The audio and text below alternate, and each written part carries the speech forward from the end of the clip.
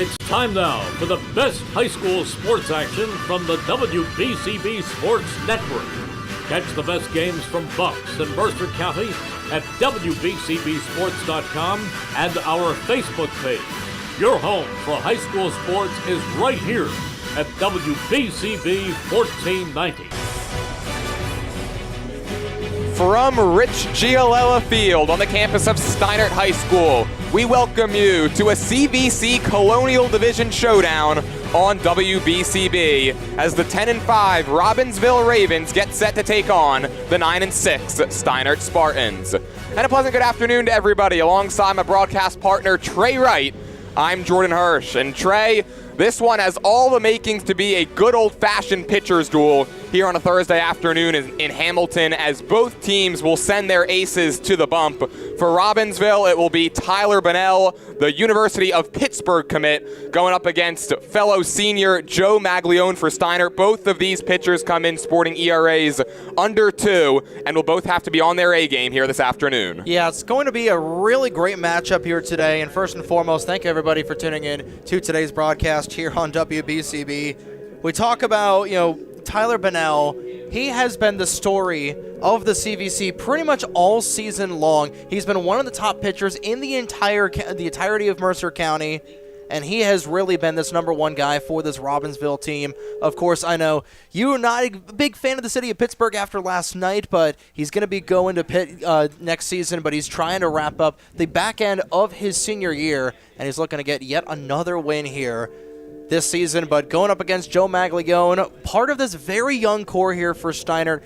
Well, like you said, we're going to be seeing a classic pitcher's duel, but I think Robbinsville, they've got a little bit of the ledge in the offense category, but both these teams coming in with blazingly hot momentum, and it's going to be a fun one here today on a Thursday afternoon here in the heart of Mercer County. Yeah, you talk about the offense that these two pitchers are going to have to face. Robbinsville, they've been swinging the bats well all season long. They've scored 116 runs this season, scoring 7.7 a game, which is third in the division. And, of course, their pitching has carried them as well. They allow just over 3.5 runs a game, second in the entire CVC. Steinert, this young squad, they're starting to turn it around here after a slow start. They've won 6 of their last 8 games. The offense has really been clicking. They've picked up some big wins over Hightstown and Hamilton West in the last couple of weeks, and will be looking to make yet another statement this afternoon, taking on a very talented Robbinsville squad. And today's game on WBCB, it's being brought to you by Team Toyota, the Capital Health System, the Revere Restaurant, the New Jersey Education Association, the Hamilton Township Animal Shelter, Kessel Dermatology, Saul Funeral Homes, the Trenton Thunder, the Trentonian, Chris's Auto Body, the Hamilton Township Education Association, the Mercer County Prosecutor's Office, Hyundai of Trenton, the Hamilton Township Division of Health, DiLorenzo's The Berg, now open in Hamilton, the Hun School of Princeton, and Haldeman Ford. Both teams have wrapped up I.O. Steinert heads back to their dugout. Robbinsville back in there right now, and we will step aside. Starting lineups and first pitch on the other side of this break here on WBCB. Hi, I'm Merrill Reese. Kessel Dermatology offers great cosmetic dermatology featuring the latest technology in cosmetics, including Morpheus 8 for skin tightening and scars, ultraviolet A and B light treatment for psoriasis, eczema, and itching. Kessel Dermatology now offers Genesis and XLV laser treatments for wrinkles, facial discoloration, scars, and hair removal. Kessel Dermatology provides Botox and fillers. Take care of your skin. Schedule an appointment with Kessel Dermatology.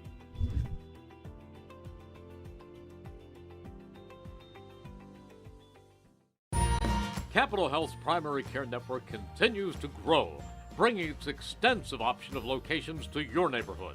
Whether you're scheduling a wellness checkup or not feeling well, advanced medicine starts with a Capital Health primary care doctor at locations near you in Mercer, Bucks, and Burlington counties.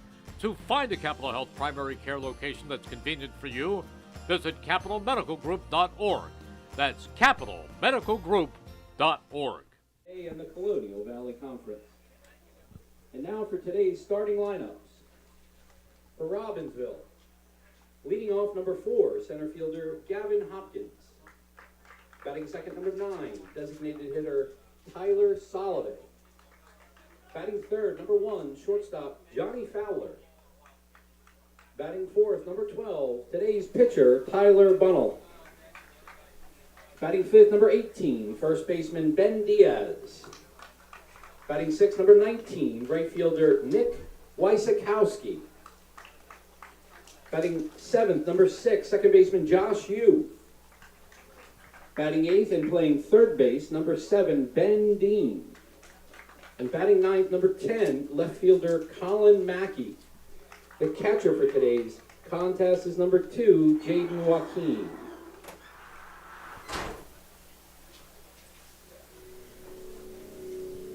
And now the starting lineup for your Steinert Spartans. Leading off, number 10, center fielder Dom DeFrancis. Batting second, number 12, second baseman Stephen Wright. Batting third, number 24, catcher Caden Hurley. Batting fourth, number 30, third baseman Anthony Perdosimo. Batting fifth, number 9, designated hitter Matt Morris. Batting sixth, number 14, right fielder Ryan Cromwell. Batting seventh, first baseman number 6, Marco Giambrone. Batting eighth, number 28, shortstop J.J. Bacanico. And batting ninth, number 17, left fielder John Capera. The pitcher for today's contest is number 21, Joe Maglione. The Spartans are led under the direction of head coach Brian Gialella, along with assistant coaches Rick Freeman, Mike Santoro, Michael Jacoby, and Mike Sapansky. Hi, I'm Merrill Reese. Kessel Dermatology has a highly rated and award-winning dermatology team with over 130 years of collective clinical experience. They've been voted as the region's best dermatologist and doctor for 20 consecutive years. Over 1,500 five-star reviews from satisfied patients. Take care of your skin. Schedule an appointment with Kessel Dermatology.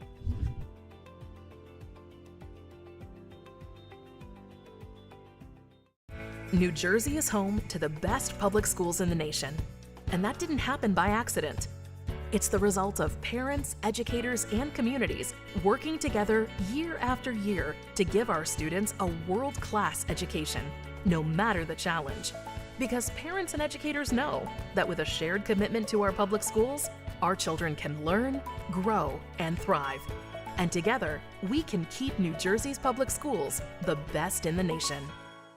Hi, Merrill Reese reminding you to come back home to traditional Italian cuisine at the Revere Restaurant, 802 River Road in Ewing Township. You'll always feel welcome at the Revere. It's like stepping back in time where you'll feel like you're dining in South Philly or New York's Little Italy. Start your meal with complimentary Hoboken bread. Choose from a menu featuring fresh seafood dishes, succulent steaks and chops, or homemade pasta dishes. You can even eat at the bar. The Revere is open 7 days for lunch and dinner. Private room available for special affairs, plus catering. For reservations, call 609-882-6365. That's 609-882-6365. Come home to traditional Italian cuisine. The Revere Restaurant, 802 River Road, Ewing Township.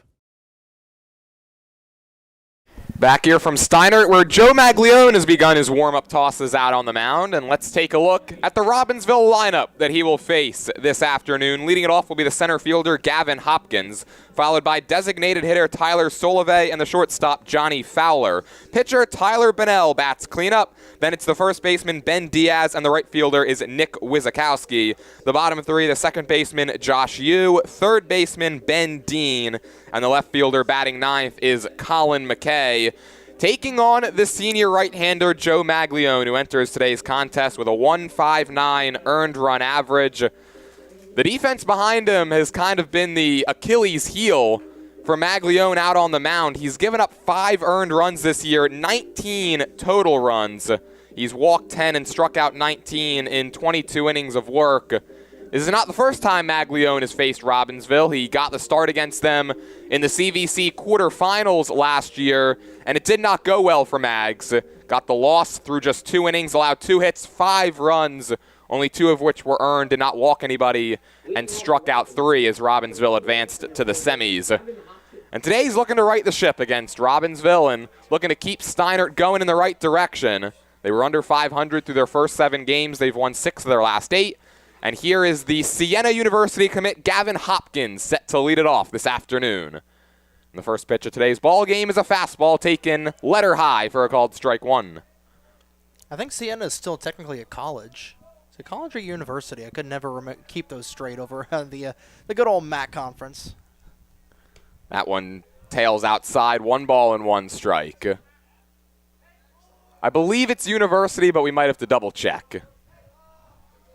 We'll send our research department, a.k.a. our producer Gus Barber, to get that one. As that one's up the middle, off the glove of Maglione, races to get it, and the throw's not in time. In fact, it gets away, but Hopkins is going to hold up at first with a leadoff single.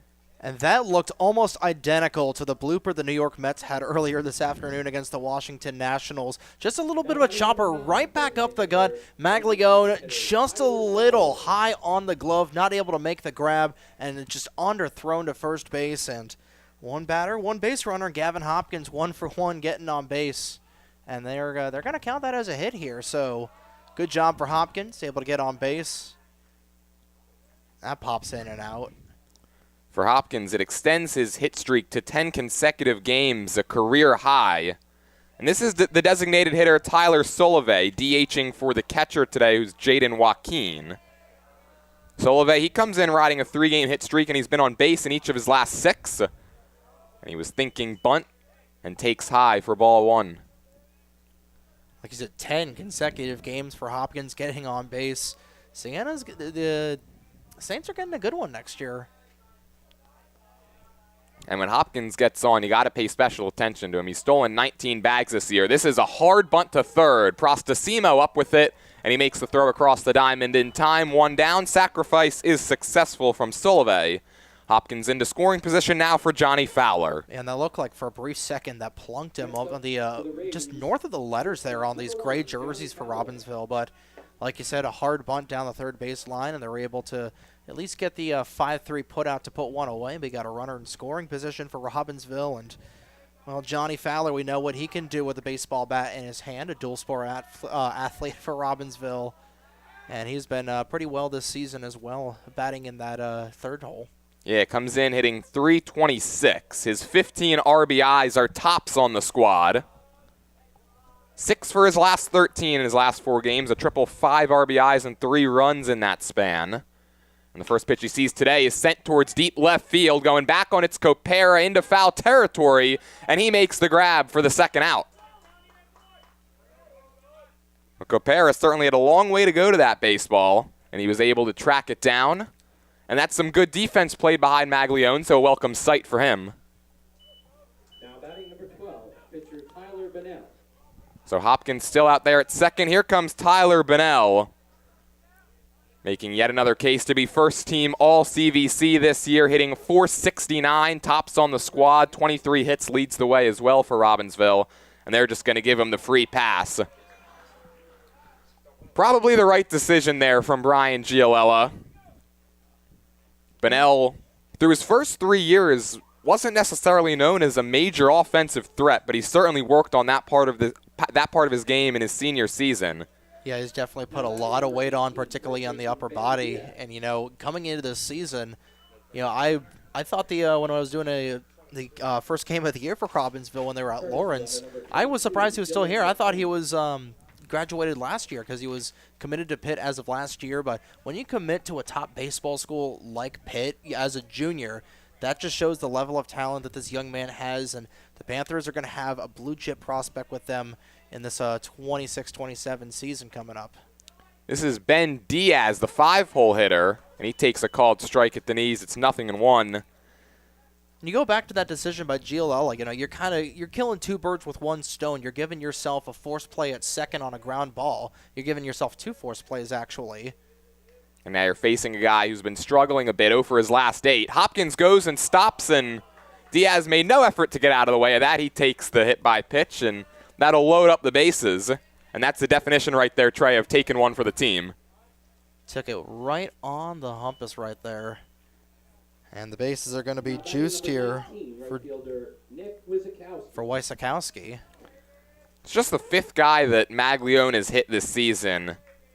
And so now Nick Wysakowski, the batter, he's hit in 6 consecutive games, batting .500 in that span with a double, 3 RBIs, and 6 runs. He's really turned his campaign around. He started the year just 3 for 18, and he rips this one out to second just over the head of Stephen Wright and into shallow center. 2 runs will come across to score, and Robbinsville is off and running early. It's 2-0. And that was just tantalizingly close over the head of Wright. He was hopping up into the air to try to grab it, but just a few inches too short. Nice blooper just out of the infield. A nice little 2-run single to open up the scoring here for the Ravens, and they're setting the tone here early. They've got the bases loaded. They've got a couple of hits on their hand. They've got 2 hits in this game, taking advantage of some mistakes. And, you know, you want to get runners on the base. You want to turn that merry-go-round on, and that's exactly what this Mike Kinsella program has been known to do over these last couple of years. RBIs number 5 and 6 from Wysakowski. And the batter now is the second baseman Josh Yu, committed to Rutgers University Camden. 1-0 from Maglione. Caught on and fouled off at the plate. He wanted that. Yeah, he wasn't thinking bloop single with that swing. No, he was thinking 365 tattooed into the parking lot. Well, Josh Yu perhaps wanting to do something to help his squad today. He was on the mound yesterday and gave up the walk-off for Robbinsville against Lenape in a 4-3 loss. And he pops this one foul and out of play. It's 1-2. It was an unearned run that you surrendered on the mound yesterday. It ended up snapping a 4-game winning streak for Robbinsville, which was their second 4-game win streak of the season. Beat Steinert twice last year, including in the CVC quarterfinals. And the 1-2 pitch. Swing and a miss. He got him. Or no, they say it was foul-tipped and Caden Hurley couldn't hang on, and I think he took that one, perhaps an unfortunate spot as well, just to add insult to injury. And Hurley's going to need a minute. Not sure if he took that in the inner thigh, maybe. That's where you hope he took it. Hopefully. Hopefully it's not a two-ball corner pocket situation. Robbinsville, as you could see how they've started out this game with the early offense, that's how they've been winning a lot this season. They've already scored double-digit runs 7 times this year after they did so just 3 times all of last year. You have to go back to 2015, the last time they scored 10 or more in that many games. Another 1-2. This time he got him. He went with the breaking ball, and Joe Maglione strands a pair. He does allow 2 to cross the plate. Robbinsville 2, Steinert coming up here on WBCB. Hi, I'm Merrill Reese. Kessel Dermatology offers top-of-the-line medical-grade skincare products manufactured in the USA. They're tested and developed by a team of board-certified dermatology experts, and they come with a 30-day money-back guarantee. Take care of your skin. Schedule an appointment with Kessel Dermatology.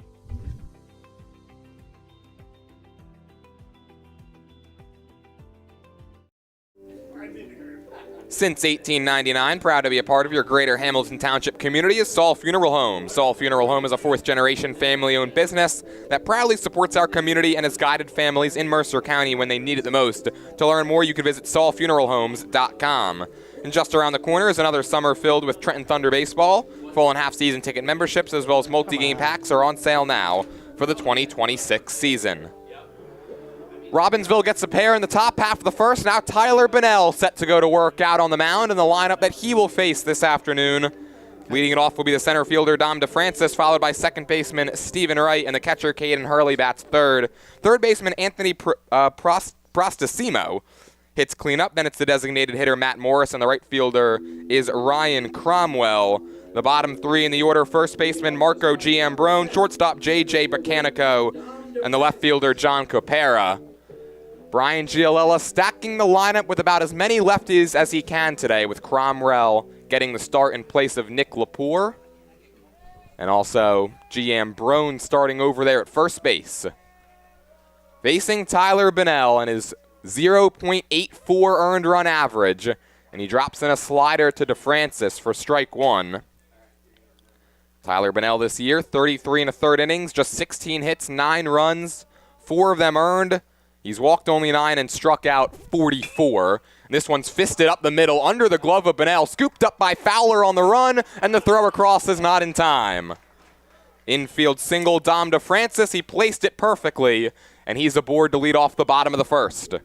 Yeah, and that looked like very similar to the opening hit that we saw in the game from Gavin Hopkins, just right up the middle, and this time, in both situations, leadoff runner getting on first base, and trying to respond in kind here is Steinert.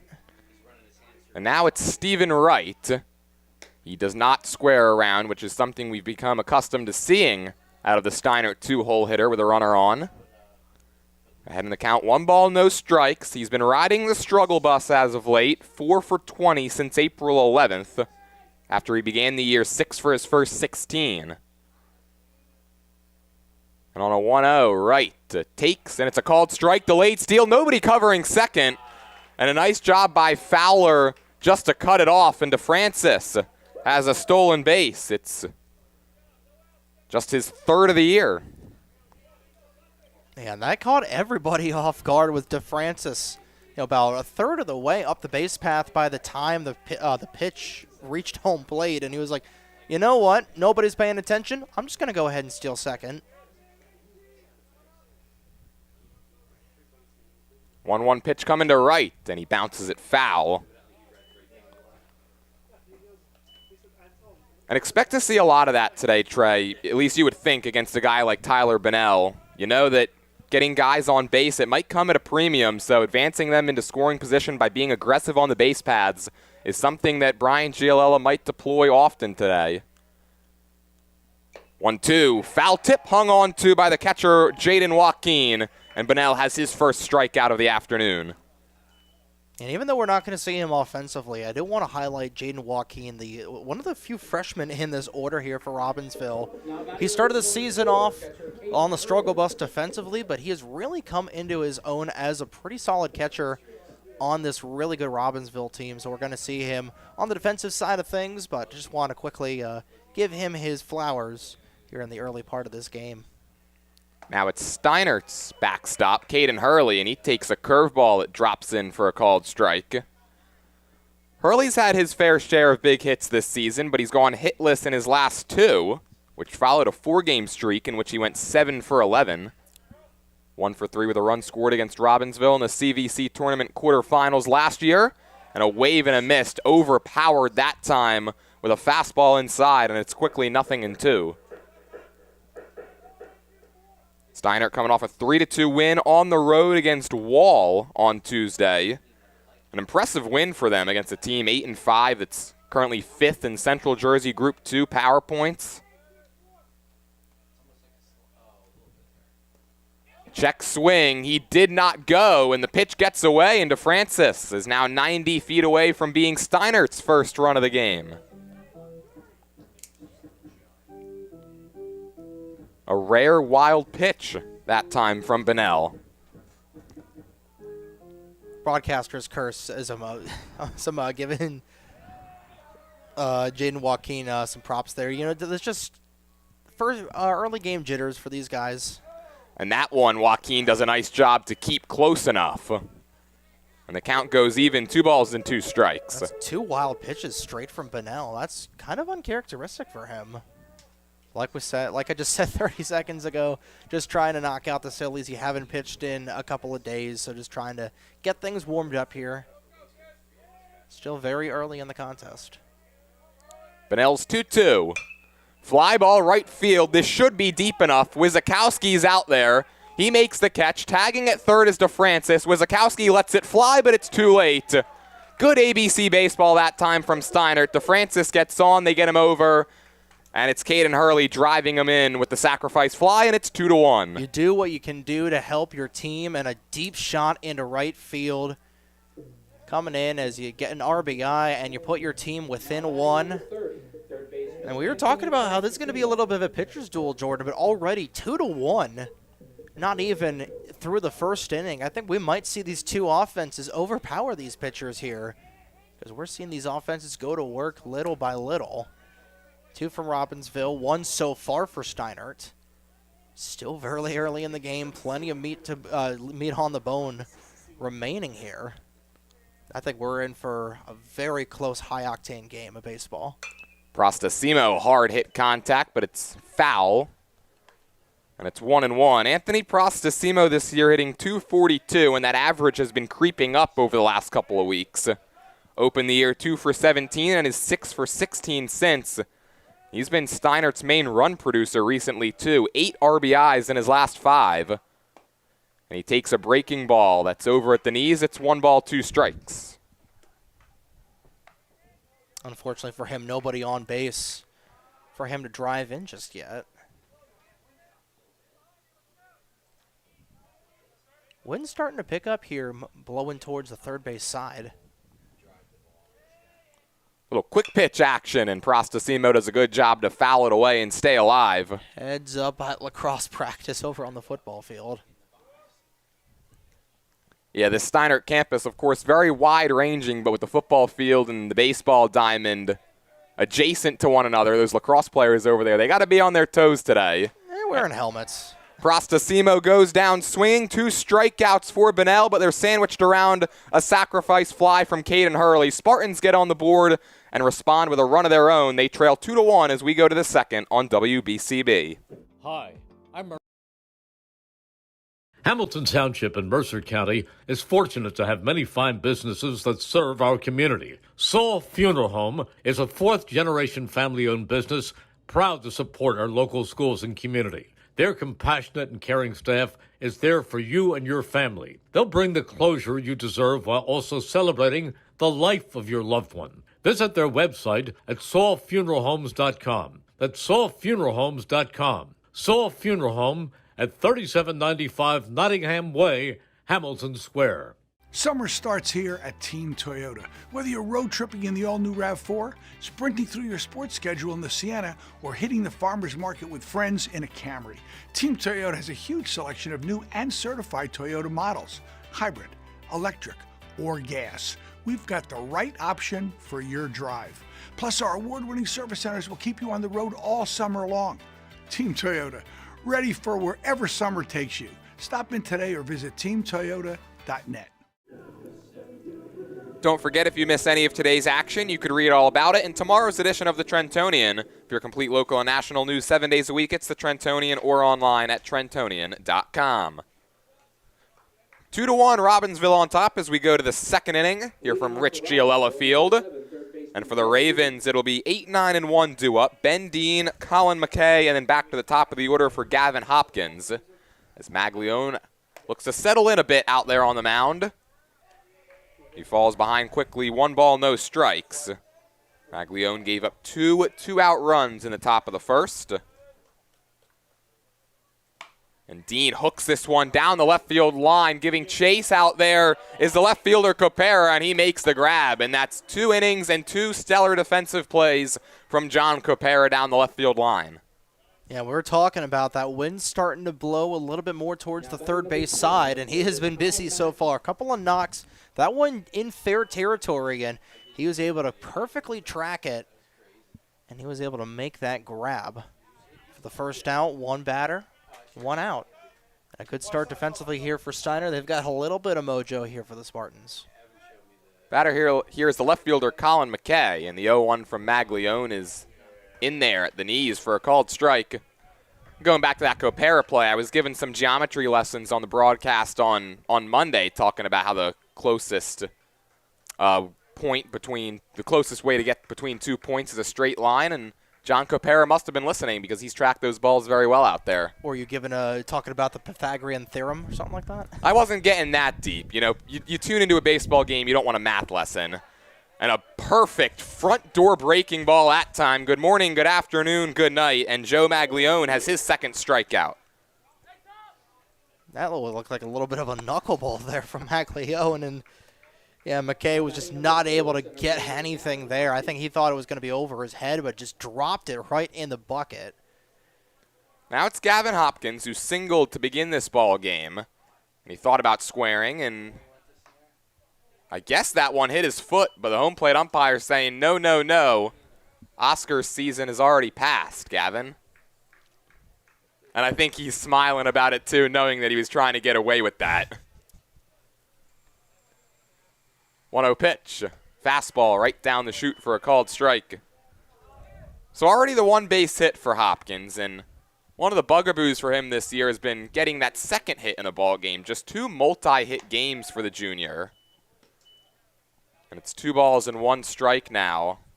So Hopkins, he's certainly done a nice job getting on base most of the time, but the production has kind of been thwarted after he reaches base that first time in a ball game, looking to change his fortunes. And he has good eyes right there. Joe Maglione thinks that it wasn't so much good eyes from Hopkins and instead bad eyes from the home plate umpire, but it's 3 balls and a strike. He did not agree with that whatsoever.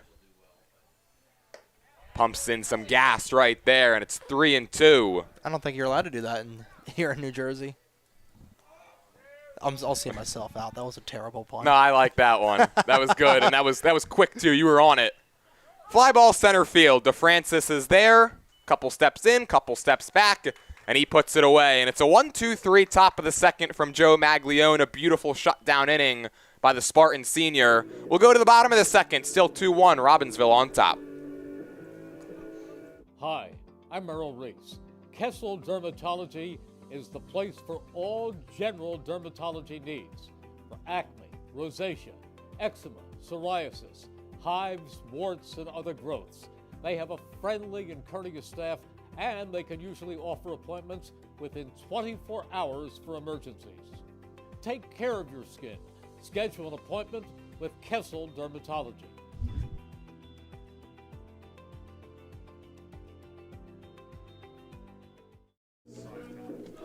Chris's Auto Body hopes you're enjoying today's game. They're just 20 short minutes from Hamilton Township and Fairless Hills. Chris's Auto Body, family owned and operated by Hamiltonians, and have been in business over 60 years with 3 convenient locations, including Business Route 1 in Fairless Hills, also in Lambertville and in New Hope. And today's game is brought to you by the Hamilton Township Education Association, who would like to take this opportunity to wish all of our students the best of luck this school term. Leading off for the Spartans. 5, 6, and 7 for Steinert in the bottom of the second. Matt Morris, Ryan Cromwell, Marco Giambrone due up against Tyler Bunnell, who allowed just his 5th earned run of the season in the top of the first on a sac fly from Caden Hurley. And he works out of the stretch. This one's bounced to shortstop. Fowler's got it on the grass. And a good stretch over there at first base by Ben Diaz. 1 pitch, 1 away. And that's a welcome sight for Bunnell. It definitely is, especially just trying to keep that pitch count low. It was a little bit higher than he would have wanted in that first frame, but already off to a fantastic start here in the bottom of the second. We'll see what Cromwell's able to do here, stepping up for the first time this afternoon. Yeah, Cromwell's been that main bat off the bench for Steinert this year, and he's getting an opportunity to start. And he gets thrown right into the fire against perhaps the best pitcher in Mercer County. Cromwell this year, 6 for 15. That's a .400 average. He's driven in 3.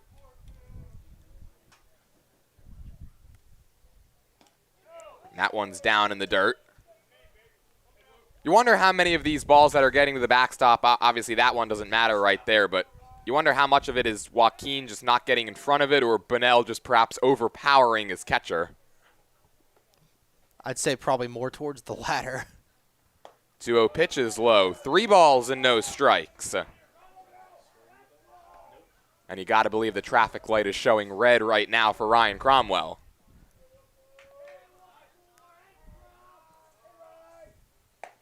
Fastball in there for a called strike. Well, Benelli's only walked 9 in now 34 2/3 innings here in 2026. Looking to climb back into this count behind 3-1. And a ground ball left side. Going to be a tough play. Fowler gloves it, but can only knock it down. And that's an infield single for Cromwell. And he continues to rake.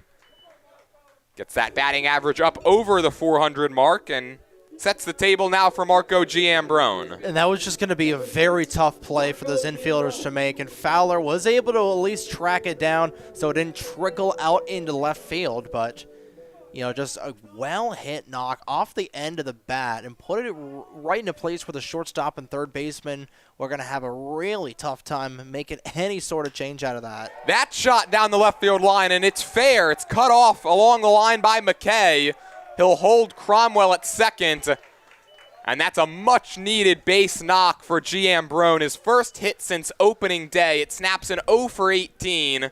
And runners on second and first now. Steinert in business here in the second. And here comes J.J. Bacanico. He saw his pitch and he swung, and like you said, that has been a long time coming. We're in the last day of April, and he's finally able to get that first hit ever since opening day. And you heard the dugout absolutely explode with that knock into left field.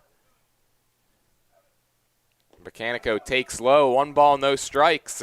Steinert's had a real nice approach against Bunnell through the first inning and a third of this one. They've been making some real nice contact. Yeah, and their whole orders look really solid right now, first time through. Like you said, they're able to make some really good contact on this pit commit. It's a team that's locked in. They're playing really good baseball. Winners of 6 of their last 8. And that one's outside. 2 balls and no strikes. Bunnell starting to fight the command here in the second inning. And we talked about during the pregame, these are two teams that really love to play with momentum. Both in with just how they've been playing in the previous games, but also with the momentum ebbs and flows that we're going to see in this game. Right now, Steinert has a ton of it. Bacanico dribbles this one off his foot. And it's 2 balls and 1 strike. They're going to call that foul. And it's two teams that have been playing with a lot of momentum in these last couple of weeks. Of course, Steinert, they've been red hot, and Robbinsville, they're winners of 4 of their last 5. They've won 8 of 10 over the CVC this season. They've won 3 consecutive games against Steinert, but have not played very well here at Rich Giolella Field. They've lost 5 in a row to Steinert on the road. And another good at-bat by a Spartan. It's now 3 balls and 1 strike on Bacanico. This is the first game between Robbinsville and Steinert here at Steinert since 2023. Last win for Robbinsville on this field came all the way back in April of 2013. And Bunnell steps off. Just looks a little flustered out there, does Bunnell. Yeah, he's just trying to find his groove, just trying to find his rhythm here. 3-1. Bacanico, a wave and a miss. Yeah, he wanted every little bit of that baseball. He wanted to smoke that all the way to deep center. The sophomore J.J. Bacanico just 1 for 18, but you just watched Marco Giambrone break out of a slump, looking to follow suit. Count is full. Let's see if the runners are off.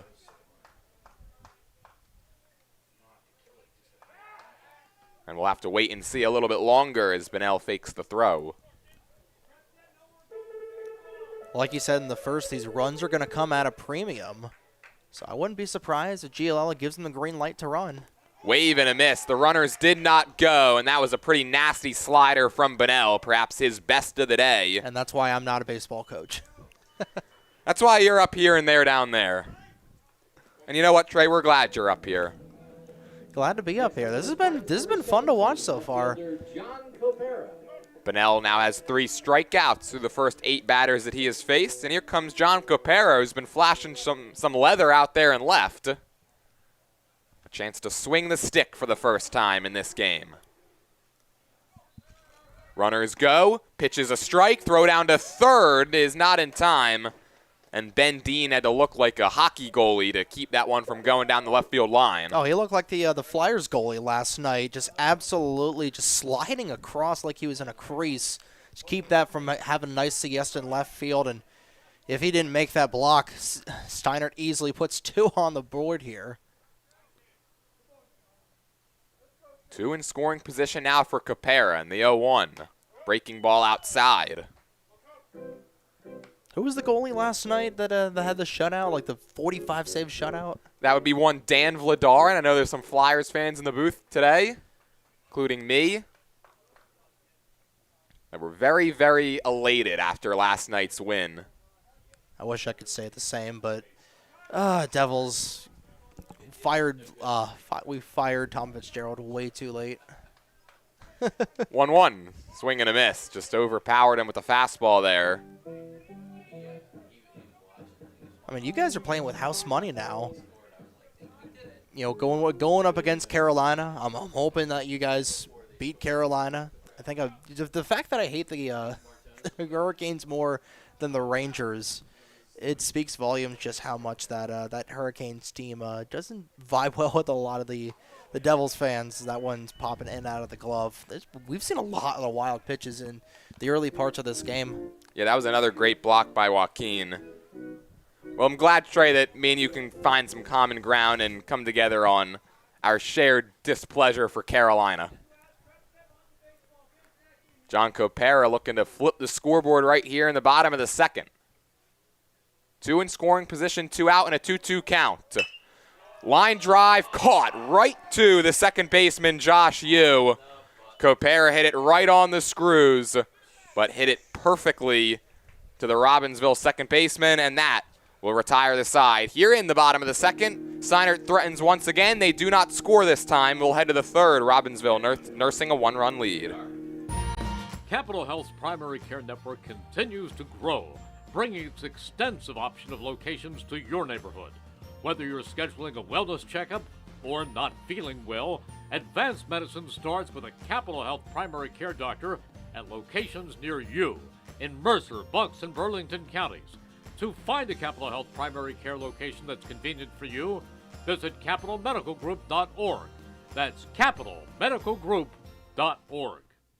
Hi, I'm Merrill Reese. Kessel Dermatology has a highly rated and award-winning dermatology team with over 130 years of collective clinical experience. They've been voted as the region's best dermatologist and doctor for 20 consecutive years. Over 1,500 five-star reviews from satisfied patients. Take care of your skin. Schedule an appointment with Kessel Dermatology.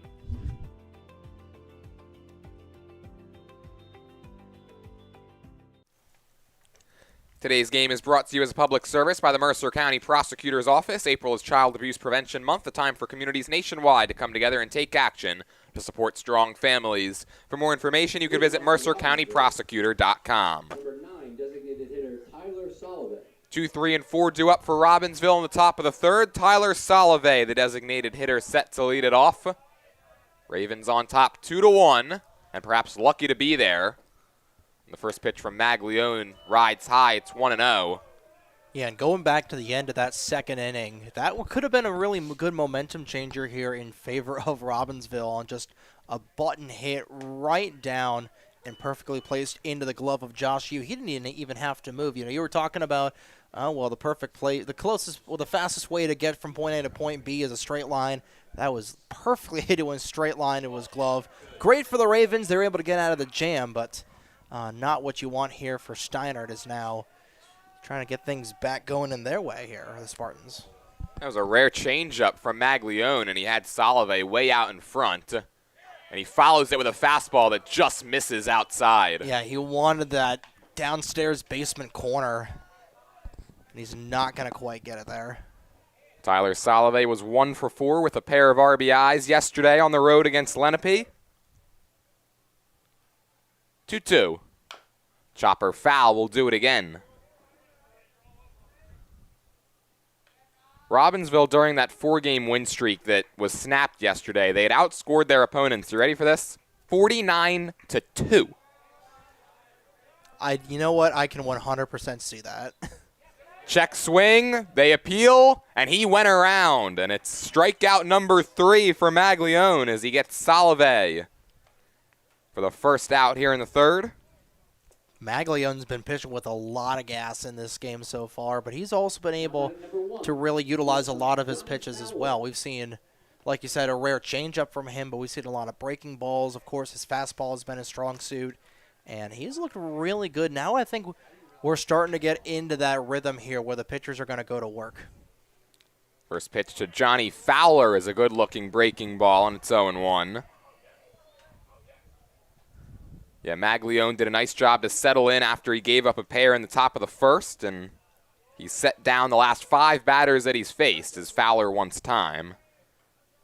And this is the heart of the Robbinsville order right now, and they're trying to bring order back over to the Ravens.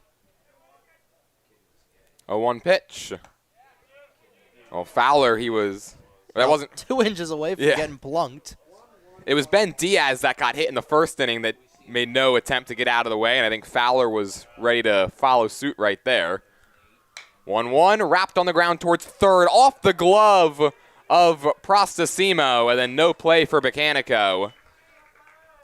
That's been the really big story a lot here. It's just for the infielders for both teams, it has just been a game of inches out there.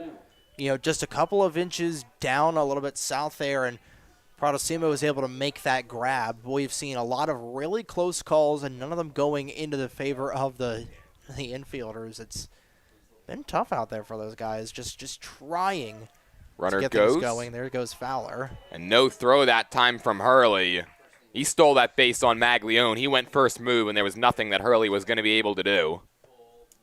He's a wide receiver for Robbinsville's football team, I think. Either wide receiver or running back, but he's pretty darn fast. It doesn't matter what position he plays. He's got the wheels, and he proved it right there with yet another stolen base. Counts 0-1. He wants third again. And Maglione, perhaps thinking that, tries to look him back. Not once, but twice. I mean, the fact that one, like you said, completely was leaving that first base in the dust off the first move. 0-1 pitch. Wave and a miss, and Bunnell was swinging out of his shoes that time. Oh, he was off balance like a teeter-totter.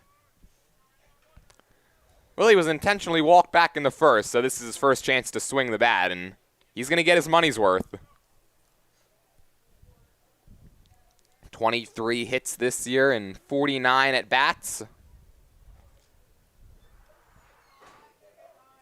Benelli's got a hit in all but one game this season. He's been on base now in every game, extending his on-base streak to 23 in a row his last time up. Wave and a miss. He got him. Doubled up with the slow stuff inside, and Bunnell is strikeout victim number 4 for Joe Maglione.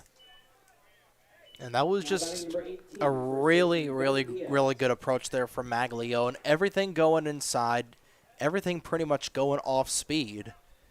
And he was able to fan Bunnell, who's one of the most dangerous hitters in this lineup. First pitch now to Ben Diaz is popped up, foul territory. GM Brown gave it a look, but it's back out of play. Robbinsville halfway to their magic number run total, which has been 9-0 rather, when scoring 4 or more runs this year, and 1-5 when they're held under that mark. Runner in scoring position, and this one's delivered inside, and the count's even at a ball and a strike. And Diaz once again just remaining rooted in the ground. I thought that hit him there for a split second again. It's one of the old school players that's not afraid to wear a pitch. He's already worn it a ton this season. And he crushes this one down the left field line, but it's hooking foul as it one-hopped the wall down there in foul territory.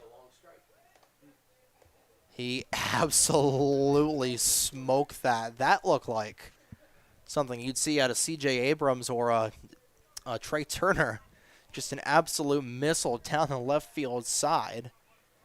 And fortunately for Steinert, that one just hooked foul, like you said, and remains 0-2 count. Known Washington Nationals fan Trey Wright, known Philadelphia Phillies fan Jordan Hirsch. We appreciate the Trey Turner mention, satisfying both squads. 1-2 pitch, and Diaz takes up and away for ball 2. The way I see it, I don't hate Trey Turner. I don't hate Max Scherzer. I don't even hate Juan Soto.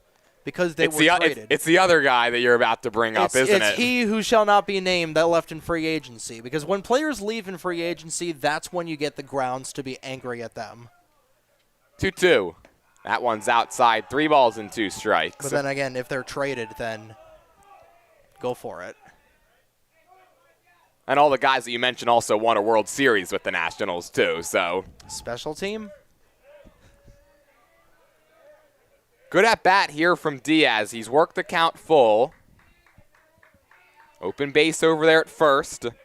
Nick Wizakowski in the on-deck circle.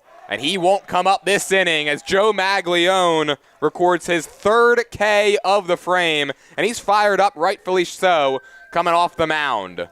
He definitely is. Like we said, he has been cooking with kerosene right now. What is that, his 6th or 7th strikeout on the day? He has been on fire, putting them down several Ravens at a time. Well, no runs, 1 hit, and 1 left for Robbinsville in the top of the 3rd. We'll go to the bottom half of the inning. Steinert looking to keep those bats hot when we come back. New Jersey is home to the best public schools in the nation. And that didn't happen by accident.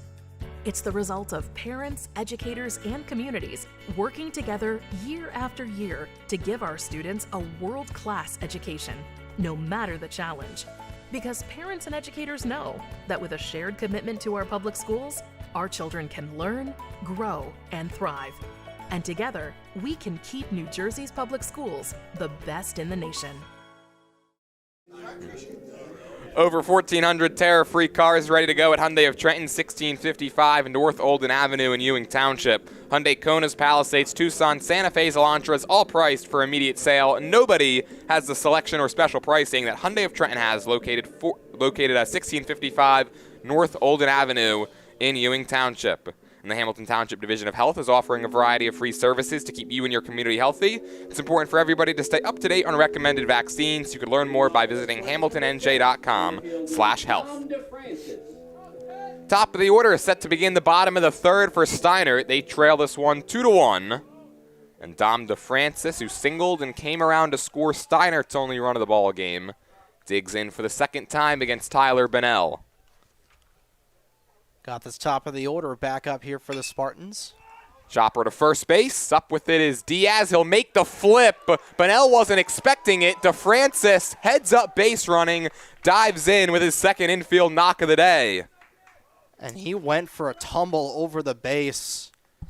And that was that was a mental error there from Diaz. There's no other way to sugarcoat it. You're right there. You're 5 feet away from just making the putout, the unassisted putout, but he decided, you know what, I'm gonna flip it over. Bennell, like you said, he wasn't expecting it at all. He didn't have the correct angle, and yeah, that's Steinert will take it. They'll take the base runner any way you can. Of course, DeFrancis being checked on there by Giolella, making sure that he's okay after taking a spill. But man, these mistakes here for Robbinsville, particularly in their infield, have struggled them a little bit here, or constrained them a little bit, I should say, to what they've been able to do offensively. DeFrancis, he's staying in the ball game. Defensively, I should say. He takes his lead off first. The batter now, Stephen Wright. Went down swinging his last time up. This time he squares, and it's a beauty. Bennell off the mound, kicks it into foul territory, and everybody's going to be safe. And the frustrating afternoon continues for Tyler Bennell. Yeah, and Mike Kinsella is going to come out to the hill and try to calm his ace down, because everything going right in the wrong direction here for the Ravens. And I'm surprised, DeFrancis, wise decision by him, because he could have easily made it runners on the corners. But you're right on cue. We're talking about those mistakes here out of Robbinsville's infield, and to underline and punctuate that point, just a really uncharacteristic day here for this infield for Robbinsville, particularly with Tyler Bennell. We've been talking about just how great of a player he's been over this year so far, and he's got the yips. There's no other way to really put it, Jordan. He's just been, I don't know. He's just trying to find his rhythm. He just has not been able to get into a groove, and it's costing his team their cushion here a little bit. Yeah, I think that time Bennell just tried to rush it, and he didn't have to. If he was able to scoop it up cleanly, he would have just been able to tag right. And instead, it's runners on 2nd and 1st, nobody out for Caden Hurley. Hit a sacrifice fly his last time up to drive in Steinert's only run. This is great base running. That ball didn't get too far away from Joaquin, but both Wright and DeFrancis were off immediately when that one hit the dirt. And it's second and third now, still nobody out. They sprung out of there like jackrabbits. And ducks on a pond here for the Spartans. You got the go-ahead run in scoring position at second. 1-0 to Hurley, taken high, 2 balls, no strikes. And with every pitch right now, that Steinert dugout getting more and more enthused. Oh, yeah, they were jumping around during that at-bat from Stephen Wright. He was able to get on base. He's now at second, and they are absolutely jazzing with the momentum right now. Hurley ahead in the count, 2 balls, no strikes. And now 3 balls and no strikes on the Steinert backstop. Looking to see if there's any action going on in the Robbinsville bullpen, but I don't see anything just yet. It's all quiet down there. Tyler Benelli does have the full 110 pitches to work with today. I think Robbinsville was expecting to wholesale use that in this game. Up and in, ball 4. A 4-pitch walk to Caden Hurley. And the bases are full of Spartans now for Anthony Prostasimo. Now batting number 30, third baseman Anthony Prostasimo. Just the first walk of the day from Bunnell. Just the 10th on the season, and Alan Elliott is going to courtesy run for Caden Hurley. And this is a golden opportunity if you're the Spartans. Bases loaded, nobody out. Still, again, plenty of time to go in this game, but like you said, these runs are going to come at a premium against this Robbinsville team, and you want to get them right here and right now with all the time and all the outs in the world. 1-0 the count, 5 straight out of the zone from Bunnell. Facing Anthony Prostasimo, who's second on the team in RBIs with 8, and they've all come in his last 5 games. Looking to perhaps take the team lead in that category right here. The 1-0, a swing and a bouncer on the infield. Bunnell's got it. He's just going to make the flip to first. That was the only play he had as DeFrancis scores his second run of the game, and this one's all even at 2. And that's all you got to do. Contribute to the game as much as you can. And Prostasimo with just a nice little chopper. You know, he wasn't able to be safe, but he got this game tied. We're right back to where we started from. And if you're Bunnell, you're just trying to mitigate the damage right now. Now you've got runners on second and third, and overall you're just trying to get yourself back into that rhythm. But you're able to do you're able to get one out. You're able to get things started here, and just trying to build up into that momentum to get yourself out of this pickle. But it's a brand new ball game here in East Hamilton. Count no balls and 1 strike on Morris, who calls time very late. Matt Morris, 5 for his last 8, riding a 3-game hit streak. He's driven in 3. That was after an 0 for 10 stretch, and he was actually 1 for his previous 17, and he sends this one to deep right field. Wizakowski going back. He can't get it. It's a 1-hop off the wall. This is going to bring them both home. Matt Morris delivers with a 2-run opposite field double, and the Spartans have the lead. It's 4-2. And that had just enough juice to get over the glove of Wysakowski. I thought, everybody in this ballpark thought that was going to be over into the parking lot for a 3-run shot. But it doesn't matter. You clear the bases anyway. And now, with 4 runs given up by Bunnell, I believe that doubles his season amount for earned runs there against the Pitt commit. And what a game that this has turned into here in this bottom of the third. 3 runs so far. Another wild pitch going for third there. And easily at the hot corner. And the Spartans are hot as well.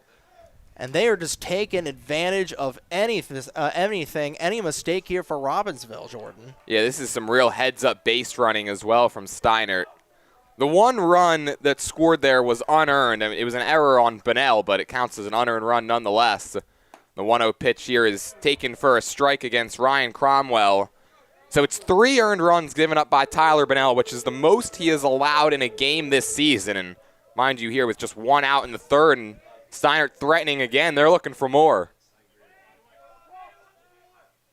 1-1 pitch. Cromwell waves and misses. It's 1-2. And again, you and I have covered CVC baseball for so long, and we know that the name of the game for beating fellow CVC teams is taking advantage of those mistakes. We've talked about it, how well the Lawrence Cardinals are able to take advantage of mistakes, how Notre Dame is able to take advantage, Allentown, Robbinsville, and today's Steinert is being able to take advantage of those mistakes. You're going to, if you leave the opposing team just a little bit of the door open, they're going to bust it down like they're the FBI, and that's exactly what the Spartans are doing right now to these Ravens. That was a good bounce back from Bunnell, picking up a strikeout of Ryan Cromwell. And now the 7th man to come to the plate in this inning is going to be Marco Giambrone, who snapped an 0 for 18 his last time up.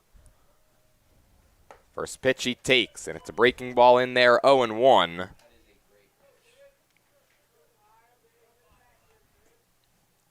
Giambrone shot that single down the left field line back in the 2nd inning. I'm sure he'd take that once again right here, the 0-1. Down and in, got him to move his feet. Now, these two teams, they've played their fair share of close games over the year. This is the 23rd meeting between Robbinsville and Steinert in the NJ.com era that goes back to 2011. 11 of the previous 22 have been decided by 1 run, and worth noting, Steinert 9-2 in those such meetings. At what point are we going to get live scores here from NJ.com? That'd be nice. That could be something that you could pitch to them. Well, we got one live score down here. Lawrence and Notre Dame still scoreless at the bottom of the 4th.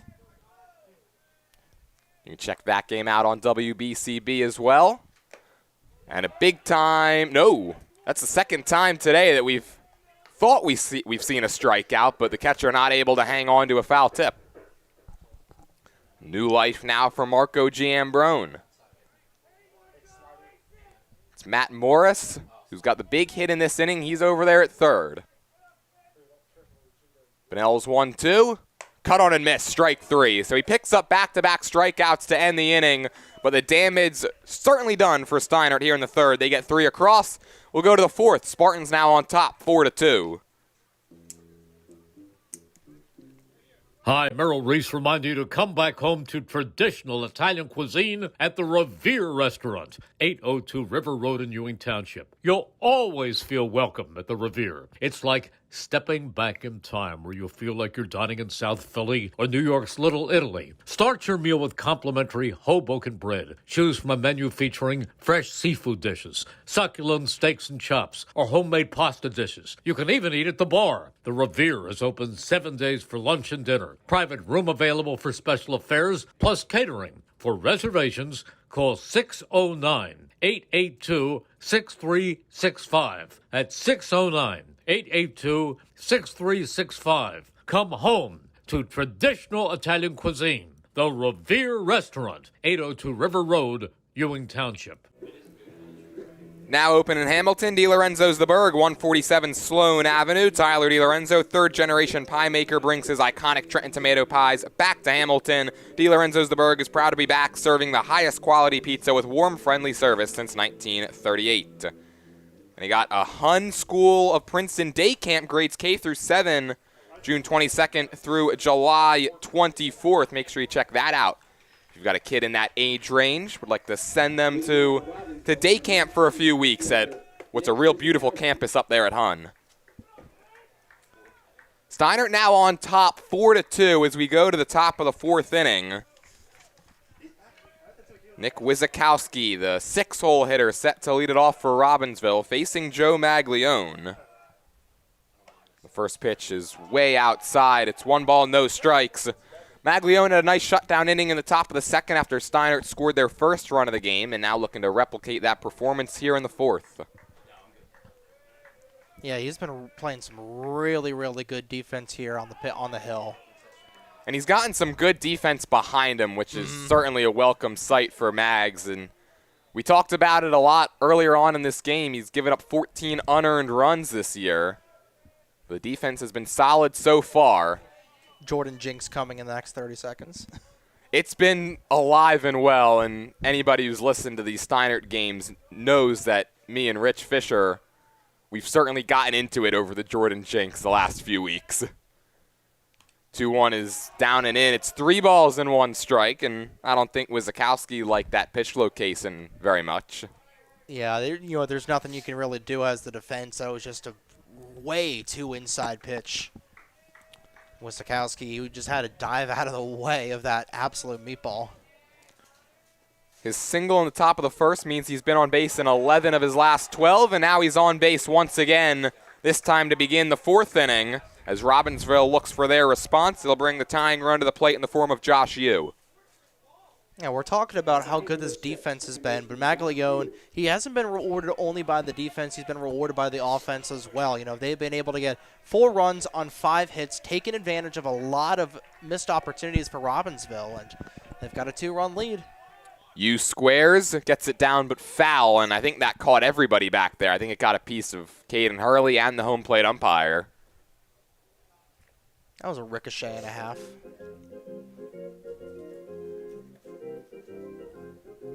Some good sportsmanship here from Hurley. He'll go out and have a word with Maglione, give the home plate umpire a chance to rein it back in now behind home plate. I think he's also trying to rein himself, and he's been getting hit a lot in this game. That's the, second or third time he's taken a tip ball. Yeah, the catchers haven't necessarily done the best of job protecting him back there. Runner on first, nobody out top of the fourth. Robbinsville looking to strike right back. And that time Wisakowski was only about a step and a half off of first, so he's back easily. I'll talk about Caden Hurley. That has been hurting a little bit there, but the umpires tend to get hit as well. Runner goes, pitches low. Hurley couldn't dig it out, and then he couldn't find it. And so that's a stolen base for Nick Wisakowski. He slid in there a little bit awkward, had to catch himself. It's his 6th stolen base of the year on a team that runs just about as much as anybody in the CVC. Stolen base number 65 overall for Robbinsville, this being their 16th game.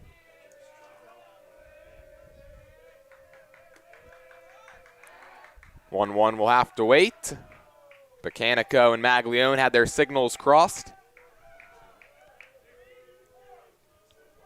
Now the Ravens dugout starting to come a little bit of alive here. Josh Yu, he came into this game hitting .281 with 4 extra base hits out of his 9 total. 1-1 is grounded to third. Prodosimo has trouble with it, and that's going to be an error. Well, there's the Jordan Jinx at its finest, Trey. You called it. It bites Anthony Prostosimo. And so now 2 aboard, a walk and an error. And now Ben Dean with a chance to get his team closer. Yeah, and that was just a bouncing chopper right down the third base side, and looks like we're going to have a brief conversation here on the hill.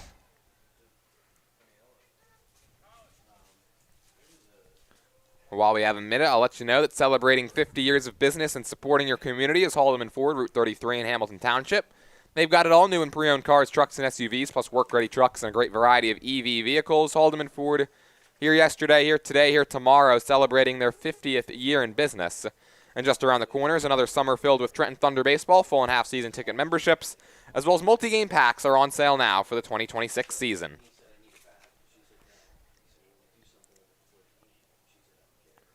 Ravens threatening after Steinert scored 3 in the bottom of the third to take their first lead. This is Ben Dean. He flew out to left field his last time up. He's driven in 9 runs this year. And Maglione, like we've been accustomed to seeing all season, whenever runners are on base, he likes to pay a lot of attention to them.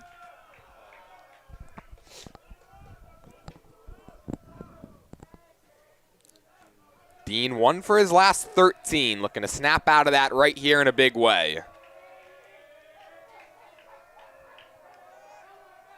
Spinning a throwback this time. Ooh, that was close. That was a heck of a tag from Bacanico. That was fantastic from Bacanico, and I think that was probably a tie, if anything. Right back to the bag. The old saying, right? Tie goes to the runner. Yeah, it doesn't get much closer than that, Jordan. First pitch to Dean, he's squaring, he takes, and the ball's off the glove of Hurley into the backstop. Both runners advance 90 feet. And the tying run is in scoring position now for the Ravens. Like we were saying back in the last inning, both of these teams love to play with the momentum. And now the momentum pendulum swinging back over on the Ravens side a little bit here. Like you said, that defense, which had been steadfast so far in this game here for Steinert, starting to show its warts a little bit. They've been rickety in this top of the fourth, excuse me. Ravens looking to strike for the first time since the first. They've given up 4 straight runs. 1-0. Ground ball to third. Prostasimo has it coming home. It's a beautiful throw. And an even better job by Caden Hurley to hang on to that baseball and record the first out. We're going to get a discussion as Wisakowski insisting that he hit the plate before he got the tag, and Mike Kinsella is going to plead his case as well. But that was an absolute bullet of a throw there from third. And Hurley looked like he made the tag initially. Is Kinsella saying that he dropped it? Because the throw beat him by a good bit. He might be saying that he blocked the plate instead. Which you're allowed to do. To an extent. To an extent. Once the throw is released, it's allowed to take you into the base path. And I think that's probably what the home plate umpire ruled. Because the throw was right on the money from Prostasimo, who bounces back very quickly after the error. Trying to pull it up here, get a quick replay of it. At least over on our ends, just to see, but... Well, Colin McKay is now the batter. He went down looking back in the second inning. Still runners on the corners, 1 out, and a prime chance for Robbinsville to get on the board. That's a good break there for Steinert. Able to mitigate the damage, able to not allow a run to cross. Yeah, you've got runners at the corners, but sacrifice to save yourself a little bit here, still up 2. And McKay rips it fair down the left field line. That's going to drive in a run. After a big turn at second base, Ben Dean will hold up there, and the throwback caught him by surprise, but he gets back in. That's a 1-out single from Colin McKay. His 4th hit of the year, and the deficit is cut in half. It's 4-3. Well, the broadcaster's curse hitting me as well. The words weren't even 2 seconds out of my mouth before a pull shot right up the third base side brings the Ravens back within 1, and now they've got things right back in here.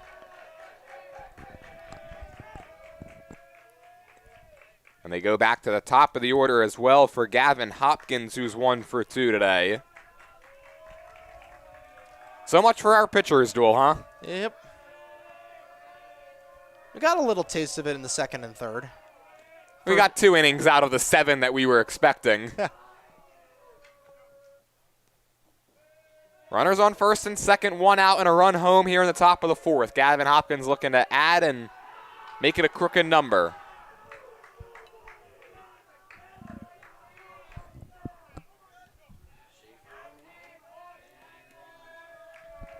Hopkins 5 for 11 in his career against Steinert. And that one's in the dirt. Nice play by Hurley behind the dish.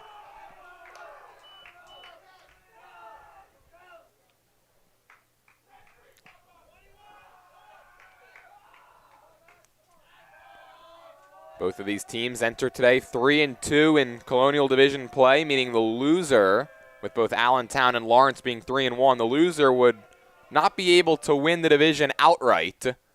And that one's off the glove of Hurley. It's another passed ball. And Robbinsville again with 2 in scoring position in this inning. And both these pitchers having a lot of trouble just trying to find the glove of their catcher. And these catchers having trouble holding on to it as well. We've seen it on both sides. And struck Robbinsville first, and now it's striking Steinert a little bit. Once again, ducks on a pond here, and a great opportunity with only 1 away for Robbinsville to draw even. Well, that momentum pendulum that you talked about, it's right now sitting in the middle. Robbinsville looking to swing it back to their side. The 2-0. Hopkins chops this one up the first base line. Maglione fields it. Now the throw back to third. They've got him in a rundown. And a nice tag by Prostasimo. They've got another guy in between second and third. Steinert will execute a double play and get out of the inning. Wow. Good luck figuring out the numbers right there, but Steinert, the number that they care about most is 3, then that's the out up on the scoreboard, and that keeps Robbinsville at 3 runs as well. We're going to go to the bottom of the 4th. Steinert's defense showing up and showing out as they maintain this 1-run lead. Hi, I'm Merrill Reese. Kessel Dermatology offers top-of-the-line medical-grade skincare products manufactured in the USA. They're tested and developed by a team of board-certified dermatology experts, and they come with a 30-day money-back guarantee. Take care of your skin. Schedule an appointment with Kessel Dermatology.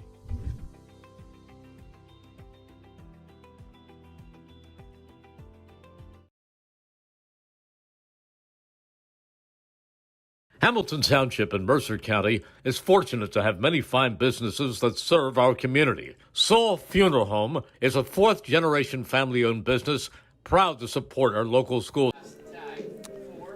Don't forget, if you miss any of today's action, and there's been a lot of it, you could read all about it in tomorrow's edition of the Trentonian. For your complete local and national news 7 days a week, it's the Trentonian or online at Trentonian.com, the only newspaper serving Bucks, Burlington, and Mercer County 7 days a week. It's the Trentonian. That last double play to end the inning was either 1-5-4 or 1-5-6-4. 1-5-6-4. Just looked at the replay, and I was just about to say it before we go into break, but Joe Maglione with probably the heads-up play of the game, realizing that they were trying to cheese a little bit, so that's poked foul, that Robbinsville was trying to cheese a little bit there on the infield, threw it right across the diamond, was able to get the runner out at third, and then they were able to get the runner out going for third as well. That's CVC baseball right there, Jordan. This one's dribbled in front of the plate. Bunnell bare hands and throws, not in time, and it's the second time that diving head first into first base benefits the Spartans. Not how you teach it, but Brian Giolella will certainly take it today. And I don't know, that I think if there wasn't any contact there between Dean and Bunnell, it would have been a little bit of an awkward play, but I think Bunnell definitely would have had the chance there in time. But just the miscommunication here from Robbinsville has kind of bit them a little bit here, and we'll see Kinsella heading back out to the hill. Is this going to be the end for Bunnell? I thought I saw him make a signal that he was going to bring somebody in, but he hasn't taken the baseball. Well, so far the difference in this game is Bunnell's going to stay in. It's been the defense of the 2 pitchers, right? Because last inning, Tyler Bunnell with that bunt that he tried to field and ended up kicking it into foul territory and allowing Stephen Wright to reach base. He comes around and scores what was currently the tying run. It was the go-ahead run at the time last inning. And then, of course, to end last frame, Joe Maglione with the heads-up defense and starts the double play as this one's a beautiful place. Bunt by Copera, and Bunnell couldn't get it to first in time. It was off the glove of Diaz, and up to third base goes Mechanico. Who said you had to hit the ball to the outfield to start some fireworks? I think, what have we only had, like maybe 2 or 3 balls hit to the outfield in this game, Jordan? Everything has been within the confines of the infield.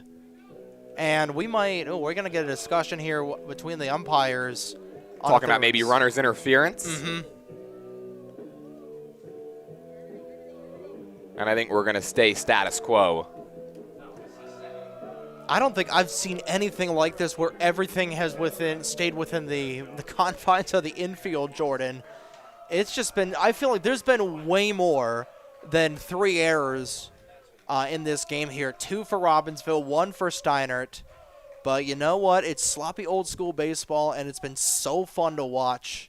DeFrancis first pitch swinging, fouls it off, and Steinert hitters continue to be aggressive against the fastball. Yeah, it's been frustrating for both of these dugouts to try to make those routine plays, but for us up here in the press box, for these fans, it has been a boatload of fun.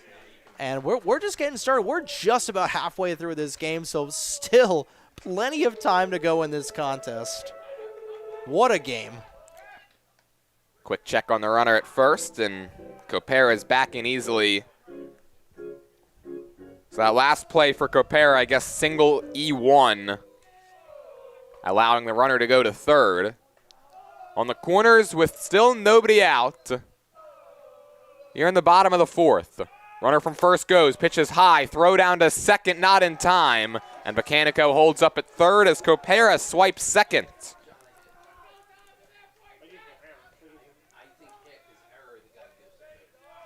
Another diving headfirst play there at second. And now the infield will come in from Mike Kinsella's squad.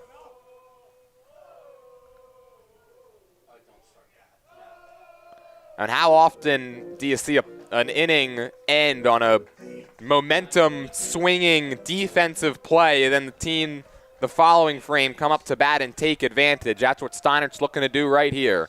The 1-1, DeFrancis takes down low. The ball gets away, but holding up at third is Bacanico. Yeah, that was a heads-up play there from Joaquin, immediately sprinting after the ball that just got a little bit away from him.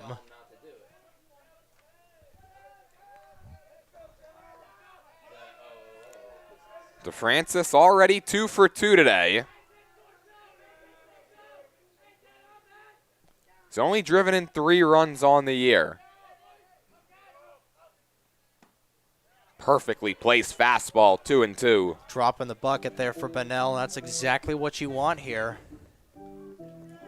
He struck out 5 today, and he got 2 big ones to end last inning with a runner on third.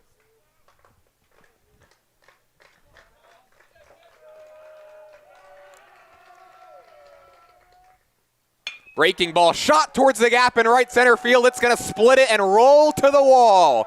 Dom DeFrancis will drive home 2. He's thinking about 3.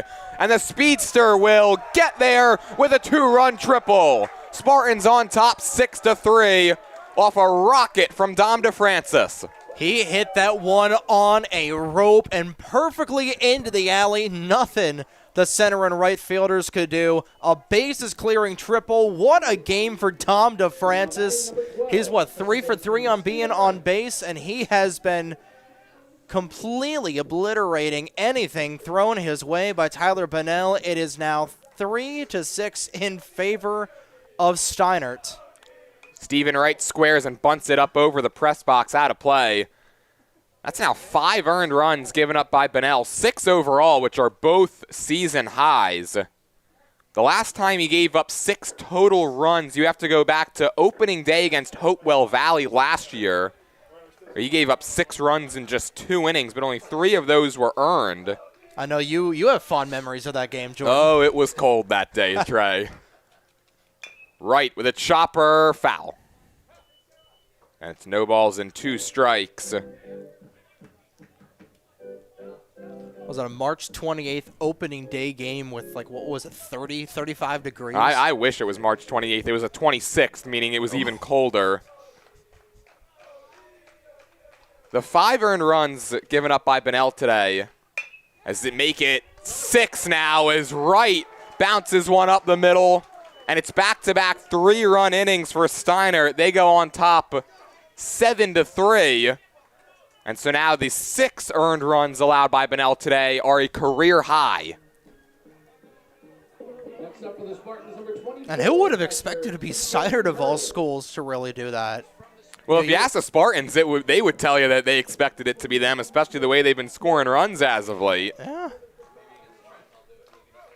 Put up 7 against Hamilton West, 9 against Heightstown, and 7 through 3+ innings today against Robbinsville. Caden Hurley, the batter. He started the scoring for Steinert with a sacrifice fly back in the first. And it's 1 ball and no strikes on the Steinert catcher. And still no outs on the board here for Robbinsville. Still no action in the bullpen for the Ravens as well, looking down that left field line. I think they were probably expecting Bunnell to try to go the whole game here. Fastball in there, delayed steal from Wright, delayed throw from Joaquin, and a beautiful tag from Fowler on the helmet. And that's what you want here for Robbinsville, just trying to get anything back in your favor. I think that may have been a makeup call from the play earlier on. A call earlier on, I should say. It was close down there, but that was one heck of a tag from Johnny Fowler. Bunnell looking to dial it back in, drops in a slider. The count's 1-2. What an approach the Steinert Spartans have had today. They've just been patient. They've been able to take their pitches. A little too patient there. It's a called strike 3, the 6th from Bunnell this afternoon. And 2 outs now in the 4th. They've been selective, I think, more than anything else, because they've waited on their pitch, but when they've gotten it, they've taken full advantage, and they've certainly been right on the fastball, that's for sure. They forced Bunnell to throw that slow stuff a little bit more than he may have liked to coming into this game, and when he's thrown it over the plate, the Spartans have jumped on it as well, and there's another first pitch swing, and it's a fastball hit into left field for a base hit for Prostacimo. The 5th hit of the inning for Steinert, and the frame is extended now for Matt Morris. And the onslaught just continues here for Steinert, and the Southpaw Spartans have come to play today. 10 hits in the game, 5 in the inning. And it just continues to roll along here, and good Lord.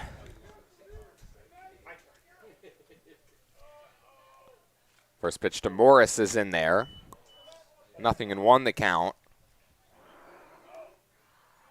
7 runs surrendered by Robbinsville so far today. It's tied for the second most they've allowed in a game all year. They've allowed exactly 7 twice in a win over Princeton on March 31st and in a loss against North Hunterdon on April 20th. They gave up 11 runs in a loss to Manalapan back in mid-April. This one's fouled away and more good contact. And his fastball sits low 90s, high 80s. Not many high school players can catch up to that. Especially not to mention an entire lineup, which Steinert has really put together today. I think, does everybody on Steinert's list have a hit today? Swing and a miss, strike 3. We'll get to that in the next inning. We'll head to the 5th. Spartans with another big frame. They put up 3 and now back-to-back innings, and they are on top 7-3 as we go to the 5th. And community. Their compassionate and caring staff is there for you and your family. They'll bring the closure you deserve while also celebrating the life of your loved one. Visit their website at saulfuneralhomes.com. That's saulfuneralhomes.com. Saul Funeral Home at 3795 Nottingham Way, Hamilton Square. Summer starts here at Team Toyota. Whether you're road tripping in the all-new RAV4, sprinting through your sports schedule in the Sienna, or hitting the farmer's market with friends in a Camry, Team Toyota has a huge selection of new and certified Toyota models, hybrid, electric, or gas. We've got the right option for your drive. Plus, our award-winning service centers will keep you on the road all summer long. Team Toyota, ready for wherever summer takes you. Stop in today or visit teamtoyota.net. Chris's Auto Body hopes you're enjoying today's game. They're a short 20-minute drive from Hamilton Township in Fairless Hills. Chris's Auto Body, family-owned and operated by Hamiltonians, and have been in business over 60 years. 3 convenient locations. Business Route 1, Fairless Hills, also in Lambertville and in New Hope. And today's game is brought to you by the Hamilton Township Education Association, who would like to take this opportunity to wish all of our students the best of luck this school term. We go to the 5th. Steinert on top 7-3, and now Joe Maglione with a 4-run lead to work with. Facing 2, 3, and 4 in this Robbinsville order, it'll be Tyler Sullivan to lead it off, and he promptly sends one to left, sending Copera back. It's over his head, and it's off the base of the wall. Sullivan kind of hesitated going around first, but he's going to pull into second easily, and he's trying to fire up his squad as they look to get on the comeback trail. Well, they were certainly on the comeback trail the last time they were up in the batter's box, but then that insane 1-5-6-4 double play completely set the table for the bottom end of the 4th inning, and they're just trying to get things going back in their direction here, and that's a great way to start. A nice knock into deep left field that had a little bit of juice, potentially a little bit to go all the way if it had the correct wind, but That's what you want here for Robbinsville. Trailing by 4. Game's not out of reach just yet. Now it's Johnny Fowler who's going to have to wait on the first offering. Fowler today 1 for 2 with a single and a stolen base. For Steinert, 8 of the 9 hitters today have a hit. The one that doesn't is Caden Hurley, who has a sac fly and a walk, so he's contributed. As Fowler takes up high, it's 1 ball and no strikes. Now for Robbinsville, with Solove reaching on that double, all 9 batters in this order have reached base safely for the Ravens. 1-0 to Fowler is up and in, and he ducks to get out of the way, and I have no idea how that did not hit him. Shrunk down to microscopic size, and if that was Ben Dean, he would have stayed firm, and unfortunately, if he pulled a Ben Dean, that would have whacked him on the helmet. We don't want to see that. Yeah, I was just about to say, that's the first Raven that actually made an attempt to get out of the way.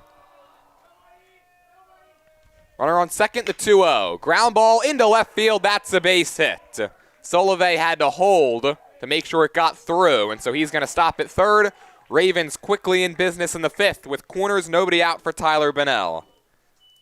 Looks like we got some action in the bullpen back there for Steinert. It's the freshman Braden Schaefer, who's been fantastic for the Spartans, and none better than we saw him a week ago in the game against Heightstown. Came in and got the win, pitched 4 innings, allowed just 1 run as the Spartans completed their comeback over the Rams. Yeah, this game's still far from over, Jordan. We're only in the top of the 5th, so still 9 outs for Steinert to work with. Rick Freeman's going to go out now and chat with Maglione. And I'll let you know that today's game is brought to you as a public service by the Mercer County Prosecutor's Office.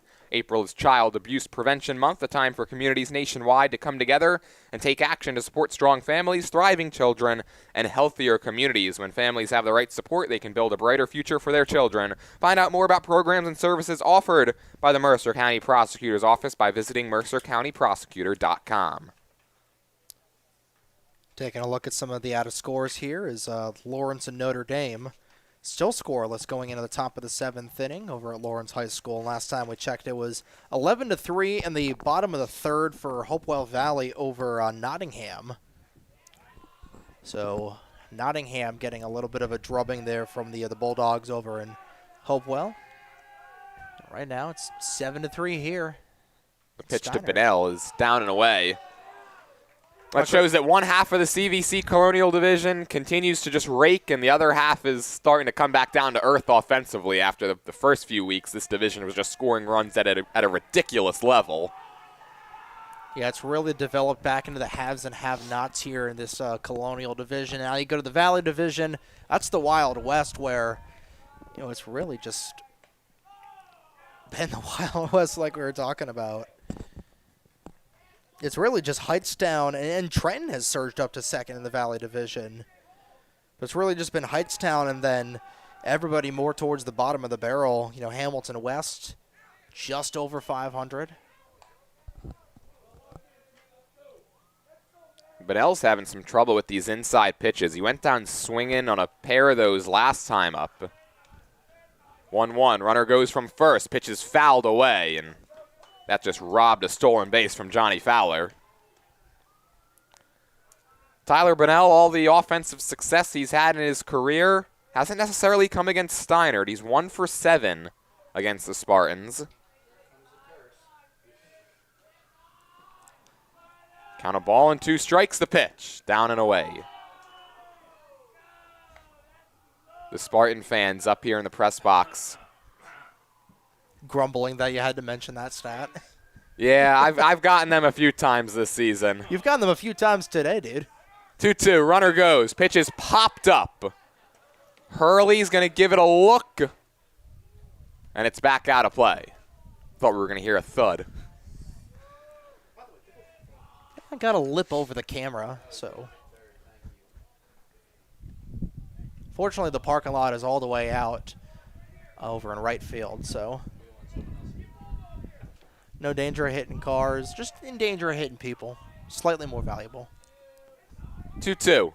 Bunnell, ground ball, third base. Oh, it takes a weird hop and it hits Prostasimo in the face. A run will score, make that Tommy Ditta, in fact, as he took over for Prostasimo, and Ditta goes down. And that hit a rut at the worst possible moment. I think it caught him in the right cheek.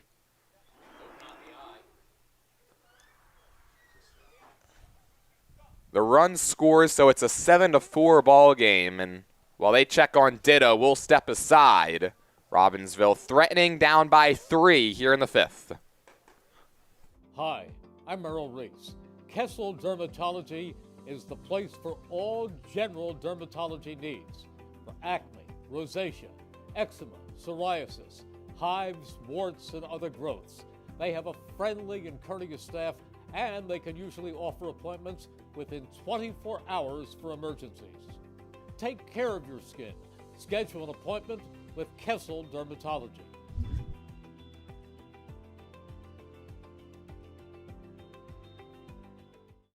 1490 WBCB Levittown and Trenton, and video stream live at WBCBSports.com. Your home for the best local sports in Bucks and Mercer counties.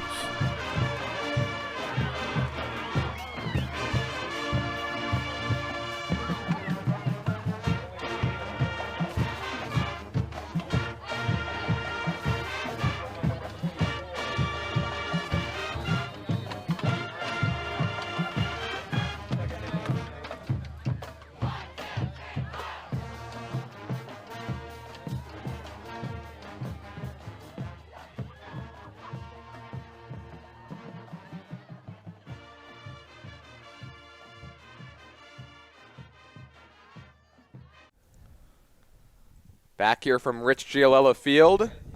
Tommy Ditta removed after that ball came up and hit him in the face. They were able to get ice on it pretty quickly, and Anthony Prostasimo re-enters. So he's back over there at third. And now Brian Giollella's out to the mound, and he's going to go get the freshman Braden Schaefer. So just as quickly as we come back, we'll take another break, and Braden Schaefer will have all of his particulars on the other side here on WBCB. Hi, I'm Merrill Reese. Kessel Dermatology offers great cosmetic dermatology featuring the latest technology in cosmetics, including Morpheus 8 for skin tightening and scars, ultraviolet A and B light treatment for psoriasis, eczema, and itching. Kessel Dermatology now offers Genesis and XLV laser treatments for wrinkles, facial discoloration, scars, and hair removal. Kessel Dermatology provides Botox and fillers. Take care of your skin. Schedule an appointment with Kessel Dermatology.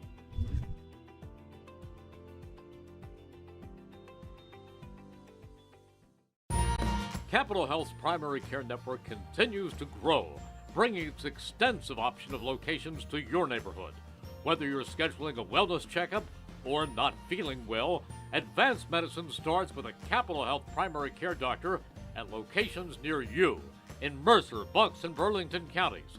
To find a Capital Health primary care location that's convenient for you, visit capitalmedicalgroup.org.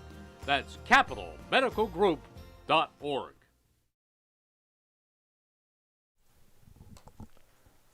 So Joe Maglione out after 4+ innings, and the 2 on base are his responsibility. He's given up 4 runs, and he finishes the game with 5 strikeouts. And Braden Schaefer, the freshman, comes in. He last pitched against Wall on Tuesday, went 2/3 of an inning, struck out 1 in a perfect 2/3 for him. For the year, the freshman has a 5.57 ERA, 16 in the 3rd inning, 17 hits, 13 runs, all of them earned, 5 walks, 12 strikeouts. Last time we saw him on WBCB, he was dealing 4 innings out of the pen against Hightstown, just the 1 hit that he allowed. Struck out 2 in that one. And Steinert needs him to deal here as lost in the chaos. You did mention it, but lost as everybody's attention was turning to Tommy Ditta, and hopefully hopefully he'll be okay. But the run did score, so Robbinsville back within 3. Tying run coming to the plate here. And it's Ben Diaz. So this inning, which has now taken a bit of a break, We'll get you caught back up as to what went down. It was a leadoff double from Tyler Solovey, then a single from Johnny Fowler, and then the bad hop base hit there from Bunnell to drive in the run. The first pitch to Diaz, he's squaring, he pushes it. Schaefer off the mound, only play to first, and the sacrifice is successful. So to push one out on the board here at least for Steinert, just trying to mitigate some damage, but ducks on a pond here for Robbinsville. And Wisakowski coming up here. He's been dangerous all game. Wisakowski today, 1 for 1 with a single and a walk. He drove in 2 back in the first.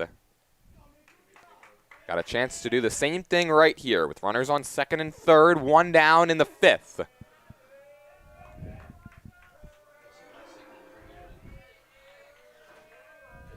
We've seen 1 total shutdown inning today from both sides. And Wisakowski takes in the dirt. It's 1 ball, no strikes. Murder of Ravens starting to get a little rowdy in the dugout.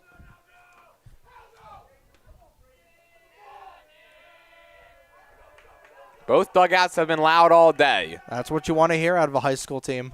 Fouled back. Gus would have had that one, had a wall and a net not been in front of him. You know, up here in the booth at WBCB, we all have fielding percentages of 1,000 whenever we have a net and a wall in front of us. Or a chain link fence. Or a chain link fence, depending on where we are. Or what if we've got nothing in front of us?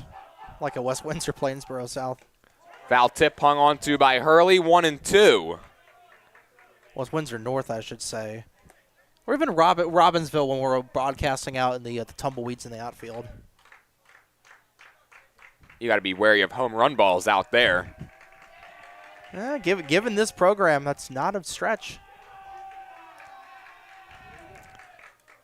They don't have a home run so far this season, although they've come close a couple of times today. The double by Solovey in this inning and some foul balls deep down the left field line. 1-2 to Diaz. Fouled away. I would have had that. And your fielding percentage remains 1,000. I've told you about the time where I was broadcasting a game at Ewing for Lawrence, and a foul ball came right at the chain link fence in front of me, and I fell out of my chair. I don't think I've ever heard this story. It was the only game I ever called with Owen McCarron, and he died of laughing on air. 1-2 is down and away, 2 balls and 2 strikes. Oh, the stories you get from calling games at Ryder sometimes. I've had to make my fair share of catches in the basketball court, not necessarily at the baseball diamond. Hey, I've been from doing camera for Bronc-Vision. I've been run over several times. And you've bounced back every time, Trey. 2-2 to Diaz. Check swing. Did not go. And the home plate umpire agrees with you. Count goes full, 3-2. If I can tell he didn't go from up here, I think he can. He should definitely be able to tell down there. And Josh Yu waits in the on-deck circle. Schaefer got ahead in the count. Wisakowski has battled back. In a 7-4 ball game, top of the 5th. Payoff pitch from Schaefer. Bouncing ball towards first. Giambrone charges, has it, makes the tag, and a run scores. And it's now a 7-5 ball game. RBI ground out from Nick Wisakowski, his 3rd run batted into the day. And now with 2 outs, here comes Josh Yu. And the Ravens creeping back in a little bit here. Tying runs still at the plate here. With a within run, 90 feet away to make this into a 6-7 ball game. I know you're cheesing at that score. And I'm sure everybody in the crowd and watching at home is as well, if it's able to get to that point. Every inhabitant of Reynolds Middle School is. We'll say that. And the freshmen, I should say. That game is a year old. Time flies. Time flies when you're having fun. Yu pops this one up. Nobody sees it. That's because it's over our heads.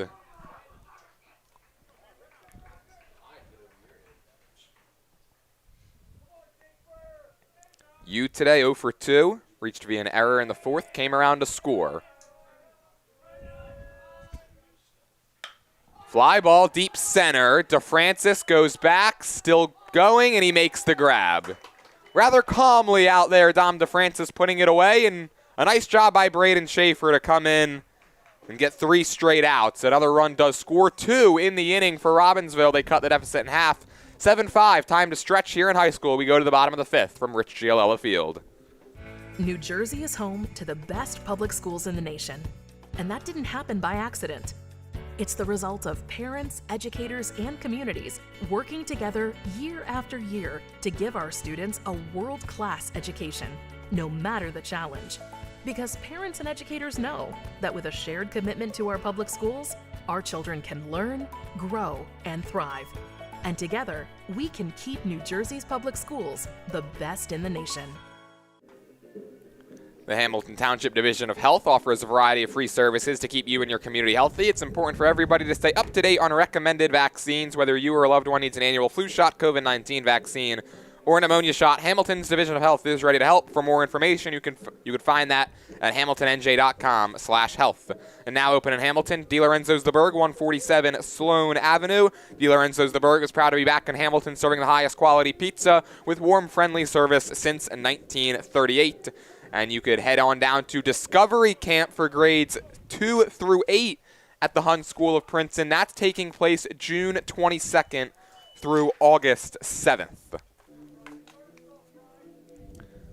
Leading off for the Spartans, number 14. We go to the bottom of the 5th. Steinert on top, 7-5, and they're going to send 6, 7, and 8 to the dish. Here in this half of the frame, Ryan Cromwell, Marco Giambrone, and J.J. Bacanico, who all have a single and a strikeout today. Tyler Bunnell back out there. He's given up 7 runs, 6 earned. Both of those are career highs. And he fires a fastball in 1-0. Ryan Giolella will now take his spot as the third base coach. Good job by Joaquin, able to just extend that glove out there to make that grab so it didn't go to the backstop. Wouldn't matter because nobody's on the bags yet. Brian Giolella appreciates it, though. He was pretty much behind home plate when that pitch was coming in.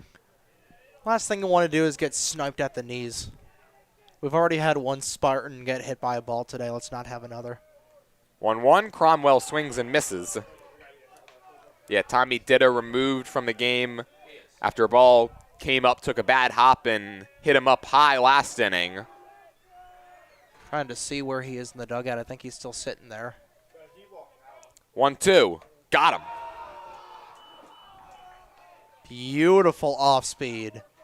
And that's that kind of talent that we've seen from Bunnell all season long, excluding today. Haven't seen a whole lot of it this afternoon, but I think he's finally found his rhythm here. Well, he's still got the strikeout pitch working. That was number 8. The problem is Steinert has ambushed him quite a few times. And they've been able to get on base early in counts. Yeah, from a strikeout standpoint, he has been right on the money. Like I said, 8 Ks on the afternoon, but it's really been everything else. This one's wrapped to first. Diaz up with it, and one first baseman grounds out to another as Giambrone is retired. Quickly 2 away here in the 5th. Nice, simple play, just letting it come to you. It's the KISS principle. Just keep it simple. Just keep it simple, stupid. And that's exactly what Robbinsville has decided. You know what? We weren't exactly following the KISS principle earlier on in the game. Let's just follow it here. And they've got 2 outs here on only 3 or 4 pitches so far. Bunnell's looking for his first clean inning of the day. And Bacanico with a healthy cut there. It's 0-1. At least 1 runner on base in every inning against Tyler Bunnell so far. That's some heat right there just outside. Count even at a ball and a strike. That was a missile of a pitch. That looked easily mid to high 90s. Pulled it just a bit to the glove side. Bacanico 1 for 2 with a single and a strikeout. High pop-up. Back of second, Fowler ranging out into the grass, and he makes the grab, and it's the first 1-2-3 inning of the day for Tyler Bunnell, and comes at a much-needed time for the senior right-hander. We'll go to the 6th. Robbinsville down 7-5. Their bats coming into the box when we come back. Hi, Merrill Reese reminding you to come back home to traditional Italian cuisine at the Revere Restaurant, 802 River Road in Ewing Township. You'll always feel welcome at the Revere. It's like stepping back in time where you'll feel like you're dining in South Philly or New York's Little Italy. Start your meal with complimentary Hoboken bread. Choose from a menu featuring fresh seafood dishes, succulent steaks and chops, or homemade pasta dishes. You can even eat at the bar. The Revere is open 7 days for lunch and dinner. Private room available for special affairs, plus catering. For reservations, call 609-882-6365. That's 609-882-6365. Come home to traditional Italian cuisine. The Revere Restaurant, 802 River Road, Ewing Township. Celebrating 50 years of business and supporting your community is Haldeman Ford, Route 33 in Hamilton Township. They've got it all, new and pre-owned cars, trucks, and SUVs, plus work-ready trucks, and a great variety of EV vehicles. Haldeman Ford here yesterday, here today, here tomorrow, celebrating their 50th year in business. Just around the corner is another summer filled with Trenton Thunder baseball. Full and half-season ticket memberships, as well as multi-game packs, are on sale now for the 2026 season. And don't forget, if you missed any of today's action, you could read all about it in tomorrow's edition of the Trentonian. For your complete local and national news 7 days a week, it's the Trentonian. Or online at Trentonian.com, the only newspaper serving Bucks, Burlington, and Mercer County 7 days a week. It's the Trentonian. And today's game is brought to you by the Hamilton Township Education Association, who would like to take this opportunity to wish all of our students the best of luck this school term. Nick Lepore comes into the game to play right field for Ryan Cromwell. So Brian Giolella getting some more defense out there as the Spartans look to hang on to this 2-run lead. 6 outs to go, and the freshman Braden Schaefer back on the mound facing the 8-hole hitter Ben Dean to begin the 6th. Dean so far today, he's 0 for 2. He reached on a fielder's choices last time up. And he takes a fastball just inside to begin the 6th inning. Just right below the elbows there.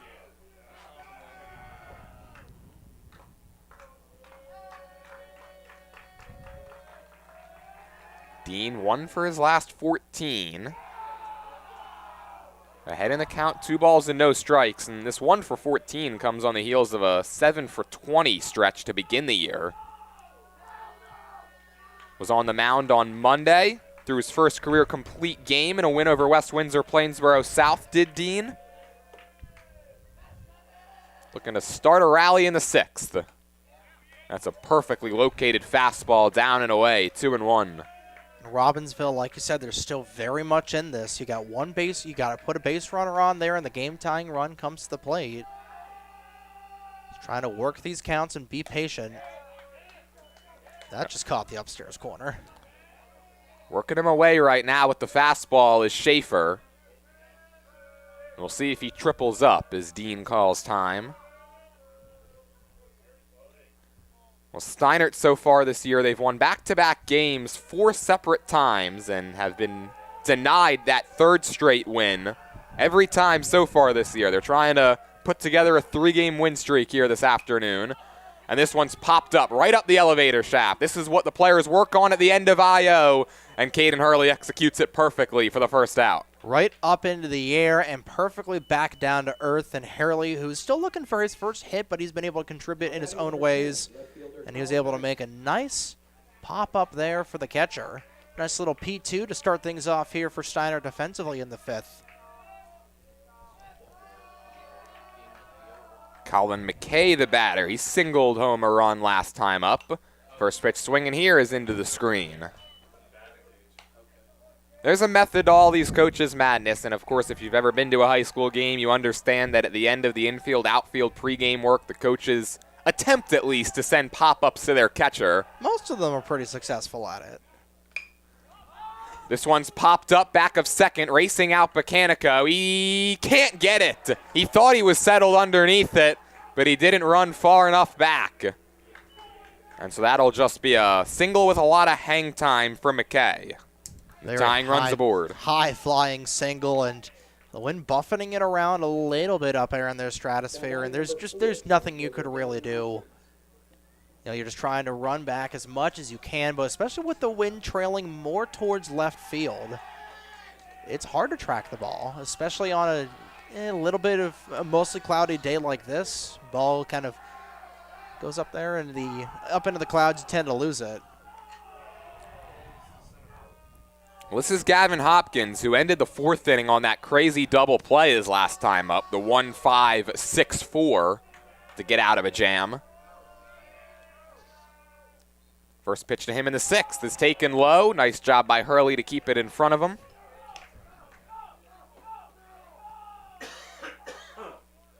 This Nottingham-Hopewell Valley game has developed into a little bit of a closer game. It's 11-6 in favor of Hopewell, with Nottingham able to get 3 consecutive runs to put themselves back within 5. Another throw over. Those are 2 pretty good offenses in Hopewell and Nottingham. Yeah, 17 runs through 4 innings for both of these teams. And then on the opposite side of the spectrum with good defense, Lawrence just walked off Notre Dame with a walk-off bunt. Doesn't get more Jim Mayer than that. It's a called strike. It's 1-1. Yeah, you got an 11-6 game going on right now in WBCB, a 7-5 game here, and the game that just wrapped up finished 1-0. You've got the good and the bad and the ugly here of CVC baseball. And saying any of these games are bad is just a really big overstatement. That's just CVC baseball here, which is you get 3 different brands of baseball. It's a good pitch there from Schaefer, really 1 and 2. Pitch. You get 3 different types of baseball. You get a little bit of a blowout with a team getting back into it. A pitcher's duel, the true pitcher's duel, which we thought this game was going to be. And then this kind of a happy medium, 7-5. It's been back and forth. It's been, a pendulum swing game. You just never know what you're going to get whenever you tune into high school baseball here in Mercer County. Nice variety. Runner goes to 1-2. Man, he was able to get a piece of that just to stay alive, and that's the definition of an emergency hack from Hopkins. Oh, yeah, he was just trying to swing at anything to keep himself in there. I think that was a situation where Hopkins was going to try and just swing at anything on the hit and run here with a runner at first. We've had more half innings in this game with runs than without. Robbinsville looking to continue that trend. Runner on first, 1 out. They trail by 2 here in the 6th. And another throw over, and again back with a head first dive is McKay.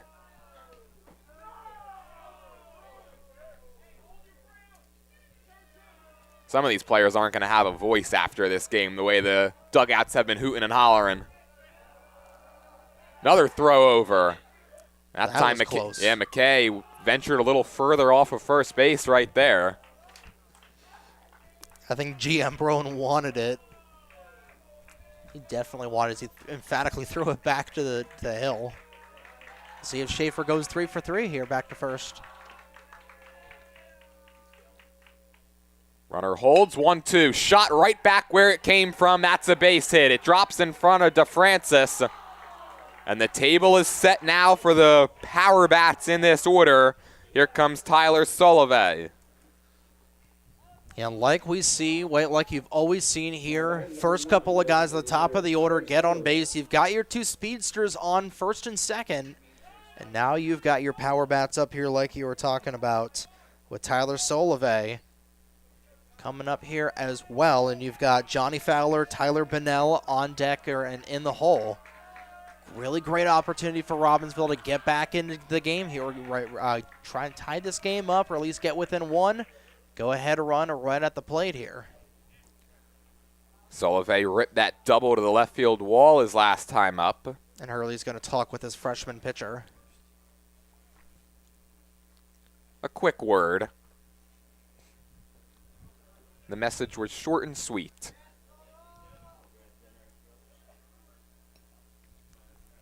Back-to-back singles here with 1 out in the 6th. They each had very different personalities to them.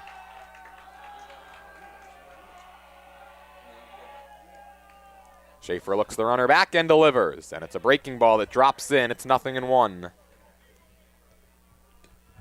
Good little change of speeds that time from Schaefer.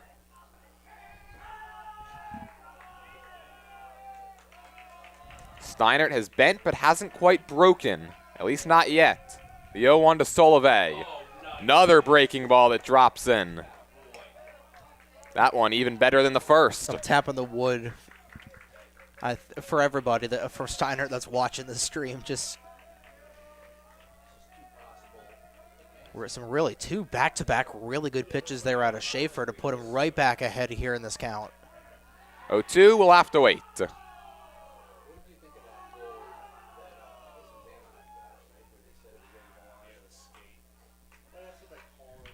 Solove with that double extended his hit streak to 4, extended the on-base streak to 7 consecutive games.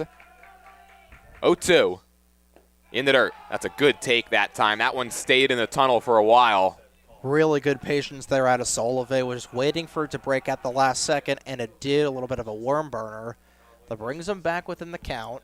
Still a pitcher's count here for Schaefer. We'll see what he's able to do. Runners on first and second, 1 out in a 2-run game. And this time Solove wants time. And he shall receive it.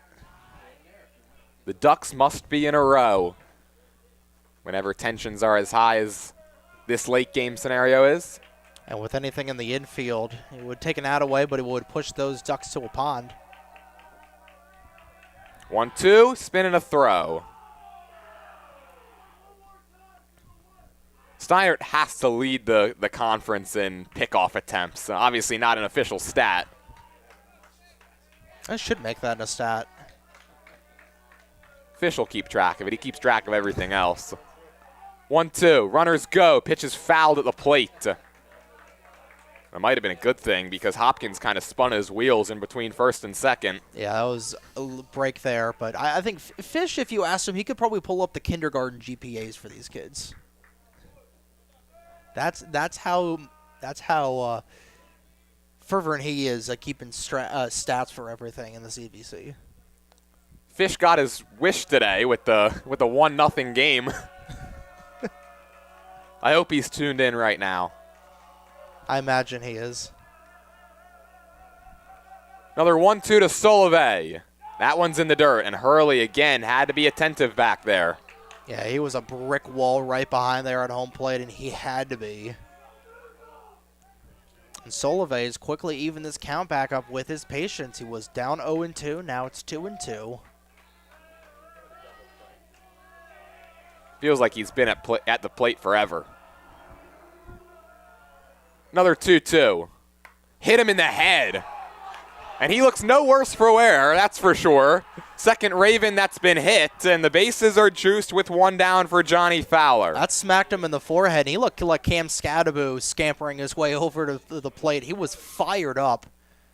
And now the bases are juiced here for a man that you really don't want in the batter's box, Johnny Fowler, with a golden opportunity to bring this lead back here for the Ravens. And I think anything to the outfield would definitely tie this game.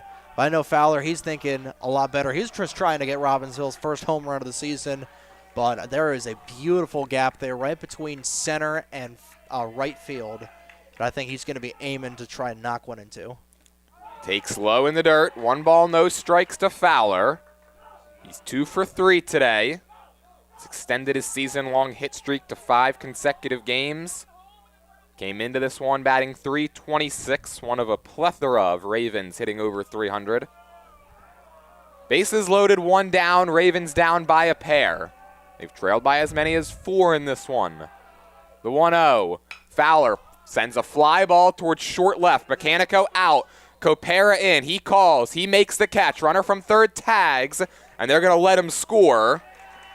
So there's the score that everybody's been waiting for. It's 7-6, and if you reverse that, well, you know the deal. We're not going to say what that is. It's a 1-run game on the sac fly from Johnny Fowler.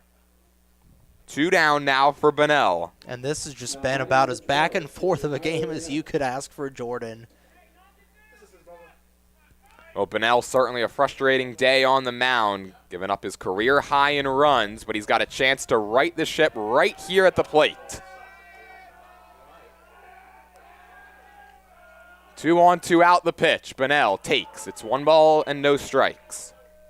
And he wanted that there. He was ready to swing for the fences. Wisely pulled back as he saw that ball was breaking down into the dirt.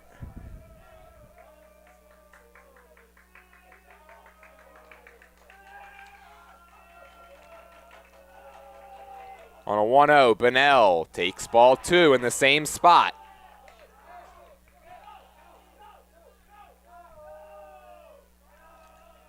Now, if you're Bunnell, he's really struggled offensively today, and I think he's just waiting for that perfect pitch to try to get something going here, because then there are 2 outs on the board. I thought there was only 1 out, because I thought Steinert would be able to play it with a double play, but there are a bunch of force-out opportunities. You want that perfect pitch to try to smack. Well, 3-0. We'll see if they green light him with Ben Diaz in the on-deck circle. Let's see if Schaefer gives him anything good to hit. The 3-0. Inside ball 4, and they're loaded once more. And Ben Diaz now will be the batter. Second walk of the day for Bunnell. And so here's Diaz, who was hit by a pitch in the first. He's also struck out and laid down a sac bunt. We'll see if Giolella comes out here to try and calm down his reliever. He's approaching. He's there in the on-deck circle. There is some action down there in the Steinert pen. And we are going to get a little bit of a mound meeting. Rick Freeman's going to come out and talk to the freshman, and I'll let you know that now open in Hamilton is DiLorenzo's the Berg, 147 Sloan Avenue. Tyler DiLorenzo, third-generation pie maker, bringing his iconic Trenton tomato pies back to Hamilton. DiLorenzo's the Berg is proud to be serving Hamilton the highest quality pizza with warm, friendly service since 1938. And at the Hun School of Princeton this summer, you can send your kid to Colibri Spanish Immersion Camp for grades K through 5, June 22nd through July 24th. And celebrating 50 years of business, supporting your community is Haldeman Ford, Route 33 in Hamilton Township. They've got it all new in pre-owned cars, trucks, and SUVs. Haldeman Ford here yesterday, here today, here tomorrow, celebrating their 50th year in business. All right, it doesn't get much higher pressure than it does right here. Bases full of Ravens, 2 outs, 1-run game in the top of the 6th. The 5-hole hitter, Ben Diaz, digging in to face the freshman Braden Schaefer, who's gotten plenty of big outs for Steinert so far this season. And the outcome of this side of the inning is probably going to be the outcome of this game, Jordan. First pitch to Diaz is a breaking ball, and it's just a bit high. I think Schaefer wanted that to drop down a little bit sooner than it did. He's gotten his breaking stuff to do that at times in this inning. Not right there, however, so it's a 1-ball, no-strike count on Diaz. Good-looking fastball right on the inside black, count even.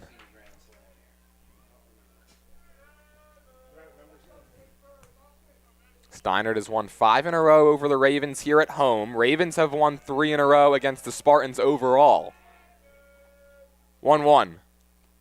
Fastball just below the knees, 2-1. Hurley wanted it but didn't get it. And that tantalizing tying run, only 90 feet away here for Robbinsville.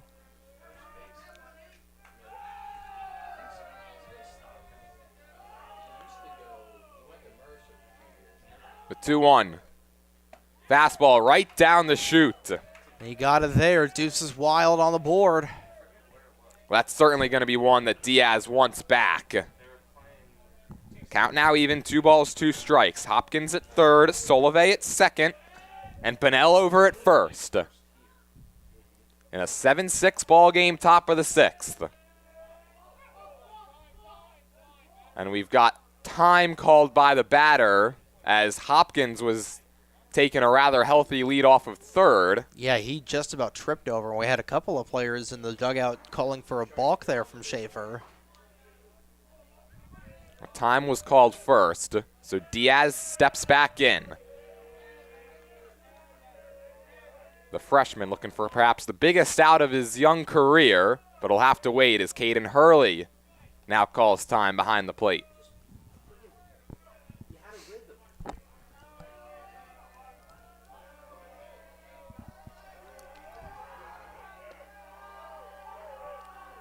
Hopkins dancing, the 2-2. Fly ball right center field, pretty deep to Francis on the run, looking up. It's going to one-hop off the wall. The merry-go-round has started for the Ravens, and it will end with 3 runs crossing the plate, and Robbinsville has jumped on top in the 6th. It's a 9-7 ball game as Ben Diaz delivers with a bases-clearing double. What a shot right heading towards the foul pole on a rope, and the Ravens are back in the lead for the first time since the bottom of the third inning. And what a shot is all I can really say. It had enough distance to potentially be a grand slam if it had the wind behind it, but now Robbinsville completely clearing the bases there. And they're back out in front for the first time in quite some time. And Ben Diaz delivering, like you said. Wow. The script has been flipped on a Thursday afternoon at Rich Giolella Field. 9-7, Ravens lead it. The first pitch to Nick Wizakowski is a fastball in there. This game has had more twists and turns than an M. Night Shyamalan movie, Jordan. There's been so many fun moments, so many shocking moments in this game. We thought one team was going to have the edge, and then the other, they got the rug pulled out underneath of them. Fly to left for Copera, and he makes the grab, and that ends the inning. So no further damage, but from 2 runs down to 2 runs up here in the 6th for the Ravens. They take a 9-7 advantage into the bottom half of this frame, and the big blow, of course, the 3-run double from Ben Diaz. We go to the bottom of the 6th. Ravens on top, 9-7, but certainly not out of the woods. New Jersey is home to the best public schools in the nation, and that didn't happen by accident. It's the result of parents, educators, and communities working together year after year to give our students a world-class education, no matter the challenge. Because parents and educators know that with a shared commitment to our public schools, our children can learn, grow, and thrive. And together, we can keep New Jersey's public schools the best in the nation. Now open in Hamilton, DiLorenzo's the Berg, 147 Sloan Avenue. Tyler DiLorenzo, third-generation pie maker, brings his iconic Trenton tomato pies back to Hamilton. DiLorenzo's the Berg, proud to be back in Hamilton, serving the highest quality pizza with warm, friendly service since 1938. And over at the Hun School of Princeton this summer, you could send your kid to Summer Leadership Institute Camp for grades 9 through 12, July 13th through the 31st.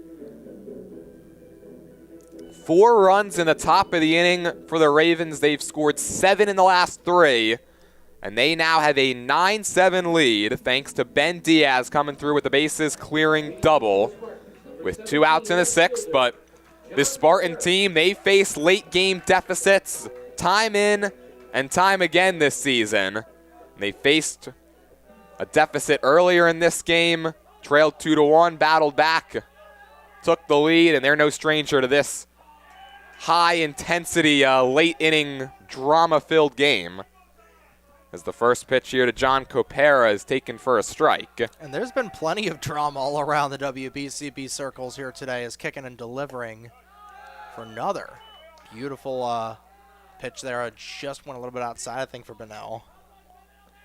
That's the other story. Tyler Bunnell, who's worked through some early game struggles, trying to lock it back in, and that's a beautiful breaking ball to make it 1-2. He's retired 4 in a row in 5 of the last 6 that he has faced. Certainly has not been the cleanest day for Bunnell. He delivers a fastball outside. It's 2 balls and 2 strikes, but currently he's on the winning end of this decision.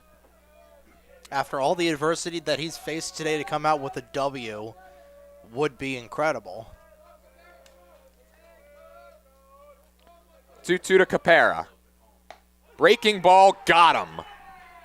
Strikeout number 9 for Tyler Bunnell, and 5 straight Spartans set down, which is now the longest streak that Bunnell has gone today without allowing a base runner. And the lineup flips back to the top for Tom DeFrancis. Well, DeFrancis was the one that initially busted this game open back in the bottom of the 4th. And we'll see if he's got a little bit more magic left in him here as his orders back through for the 4th or 5th time today here. DeFrancis fists it foul. It's 0-1.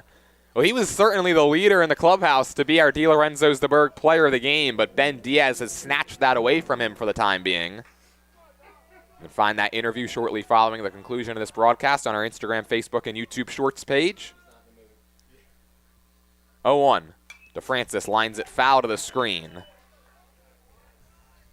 Bunnell does not look like he's tired. He's still pumping in gas.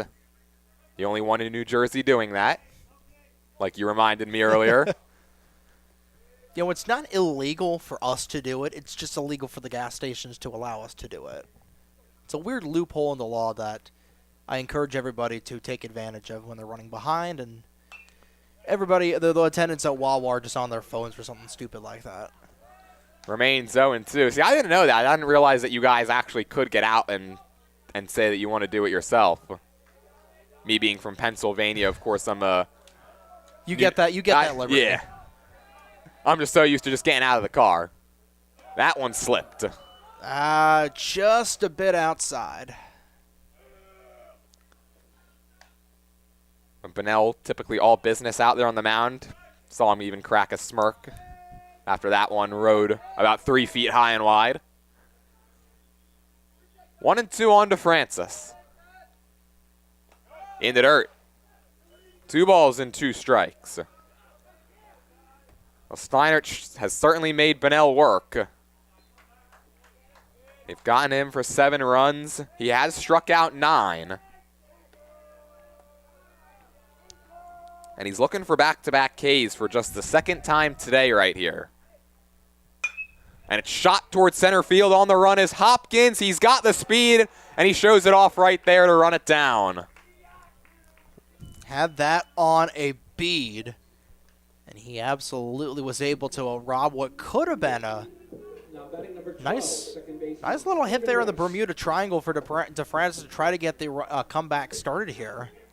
Tell you what, any other center fielder in the CVC, that's a single at least for DeFrancis, and it would have been his 4th hit of the day, but Gavin Hopkins, one of the quickest cats out there.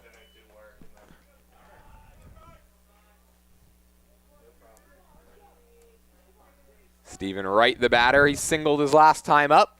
And the 1-0 pitch is fly towards center. Now Hopkins coming in, and he's not going to have to make the catches.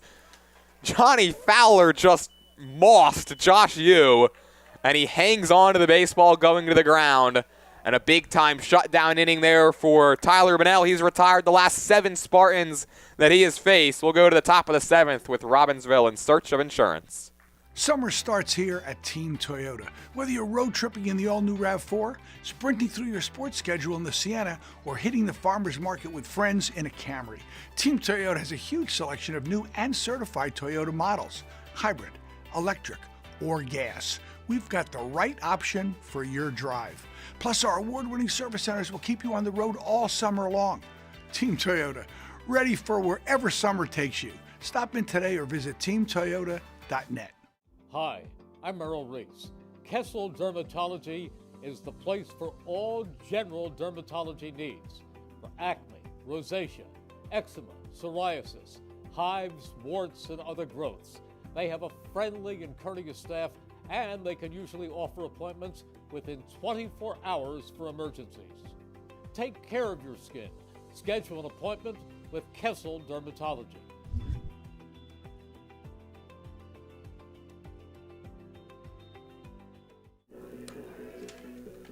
Carson Gwynn is the new pitcher for Steinert, and he's tasked with keeping this at a 2-run deficit for the Spartans.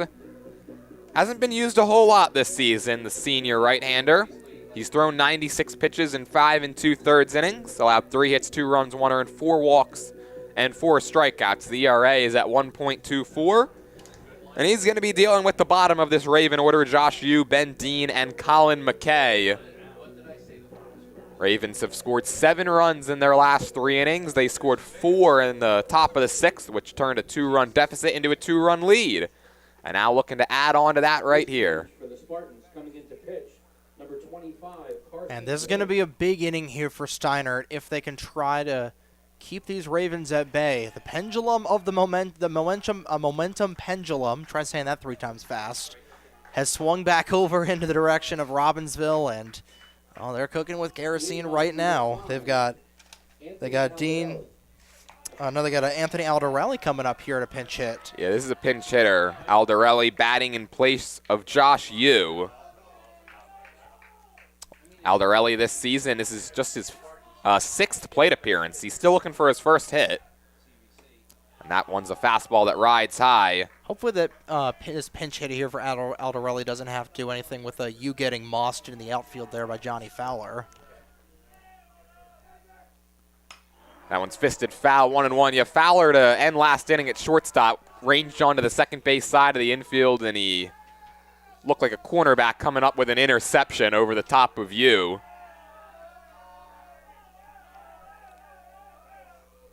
One from Gwynn is down low in the dirt. It looked like what hopefully Sonny Styles will be for the Commanders next year. And as an Eagles fan, we hope that Makai Lemon is not on the receiving end of that. 2-1 pitch, drops in at the knees. 2 balls and 2 strikes to count on the pinch hitter, Aldarelli. Could be worse. You could have. You could be the Rams with having Ty Simpson being Jordan Loved.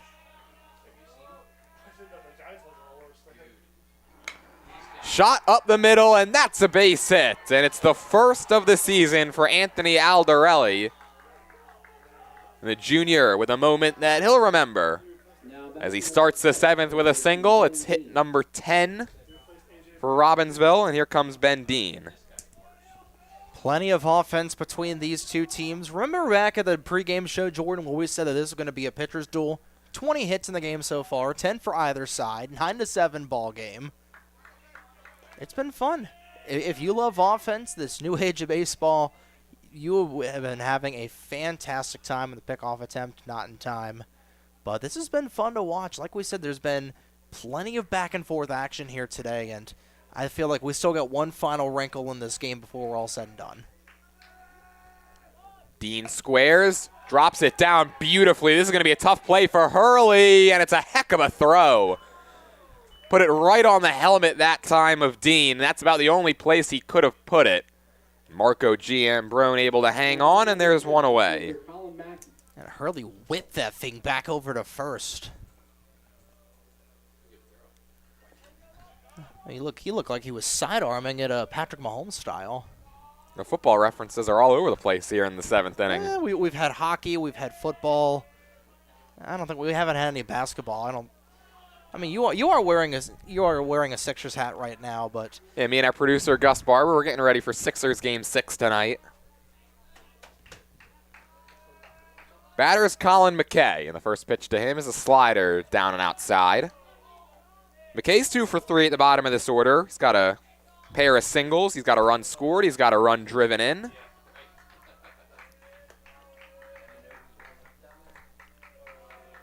.1-0 from Gwynn.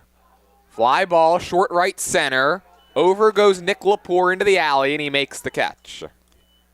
That was nearly caught in the Bermuda Triangle, but Lepore able to call off his other fielders, and 2 pop-ups, 2 away. Now Gavin Hopkins will get a 5th opportunity to swing it. He's 2 for 4. A pair of singles, a pair of runs, a fly out, and a 1-5-6-4 double play, where he was not among the outs recorded. Yeah, he's been a busy feature Saint here today.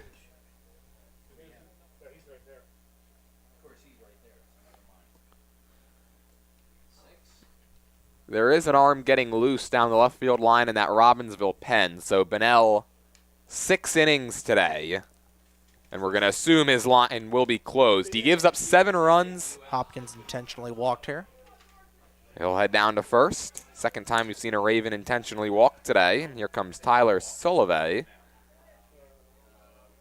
Yeah, 9 strikeouts, 7 runs, and in line for the win. Not the day necessarily that Bunnell drew up, but you know, in his mind, the win is what would be most important. First pitch to Sullivan is a breaking ball in there. At the knees, 0-1.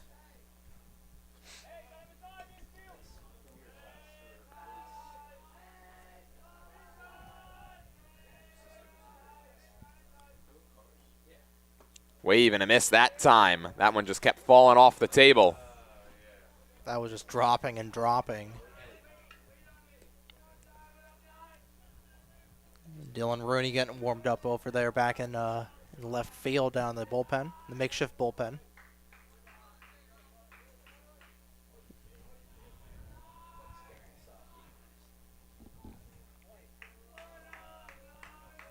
Count 0-2 with 2 on and 2 out here in the 7th. Just missed. That looked like the same pitch as the last one.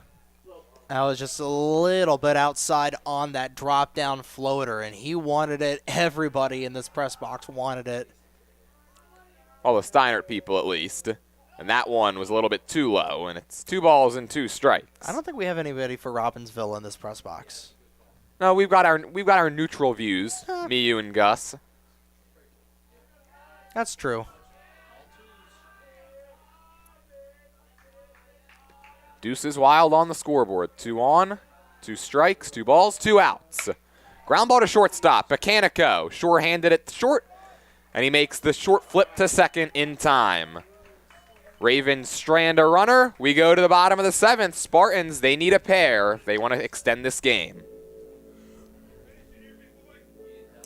Summer starts here at Team Toyota. Whether you're road tripping in the all-new RAV4, sprinting through your sports schedule in the Sienna, or hitting the farmer's market with friends in a Camry, Team Toyota has a huge selection of new and certified Toyota models, hybrid, electric, or gas. We've got the right option for your drive. Plus, our award-winning service centers will keep you on the road all summer long. Team Toyota, ready for wherever summer takes you. Stop in today or visit teamtoyota.net. Hi, I'm Merrill Reese. Kessel Dermatology is the place for all general dermatology needs. For acne, rosacea, eczema, psoriasis, hives, warts, and other growths. They have a friendly and courteous staff, and they can usually offer appointments within 24 hours for emergencies. Take care of your skin. Schedule an appointment with Kessel Dermatology.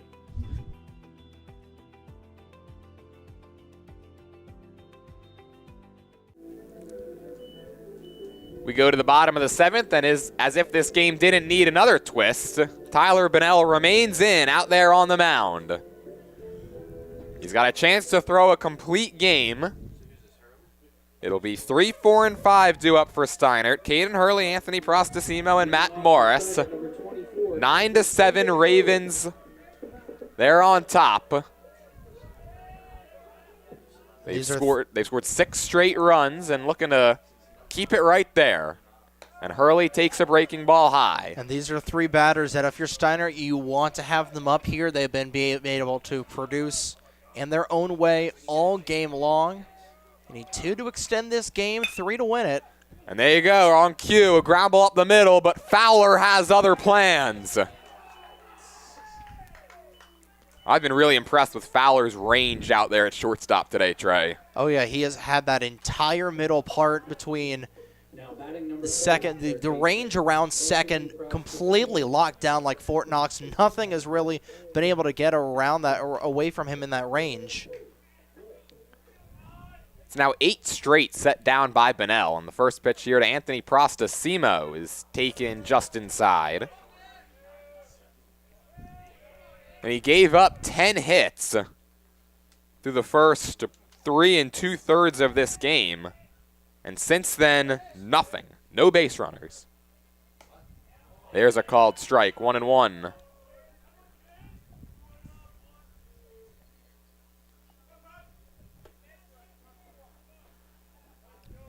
Spartans need a base runner. 1-1 to Prostasimo. Fouled away. And if he's able to get on, it would mean Matt Morris would come up with a chance to tie this game. The Spartans have 1 home run on the year. It was an inside the Parker by Marco Giambrone on opening day, but Morris put a charge into 1 out to right a bit earlier in this game that 1-hopped the wall for a double that we thought might have had a chance. And that one is, I think it might have been foul tipped because the home plate umpire didn't necessarily ring him up, and I think that ball just nicked the bat. That is so unfortunate for Prostasimo because that was way inside. It just hit the neck of the bat. It sounded like there was a little bit of a ping. And so now Matt Morris, the last hope for Steinert as they look to extend this one. And he takes a fastball right down the middle for a called strike. Matt Morris today, 1 for 3 with a double and 2 RBIs. Ground ball foul, it's 0-2. Well, Go ahead, Trey. Great teams. They know how to come back from adversity, and to say that Robbinsville has had a lot of adversity today would be a massive understatement.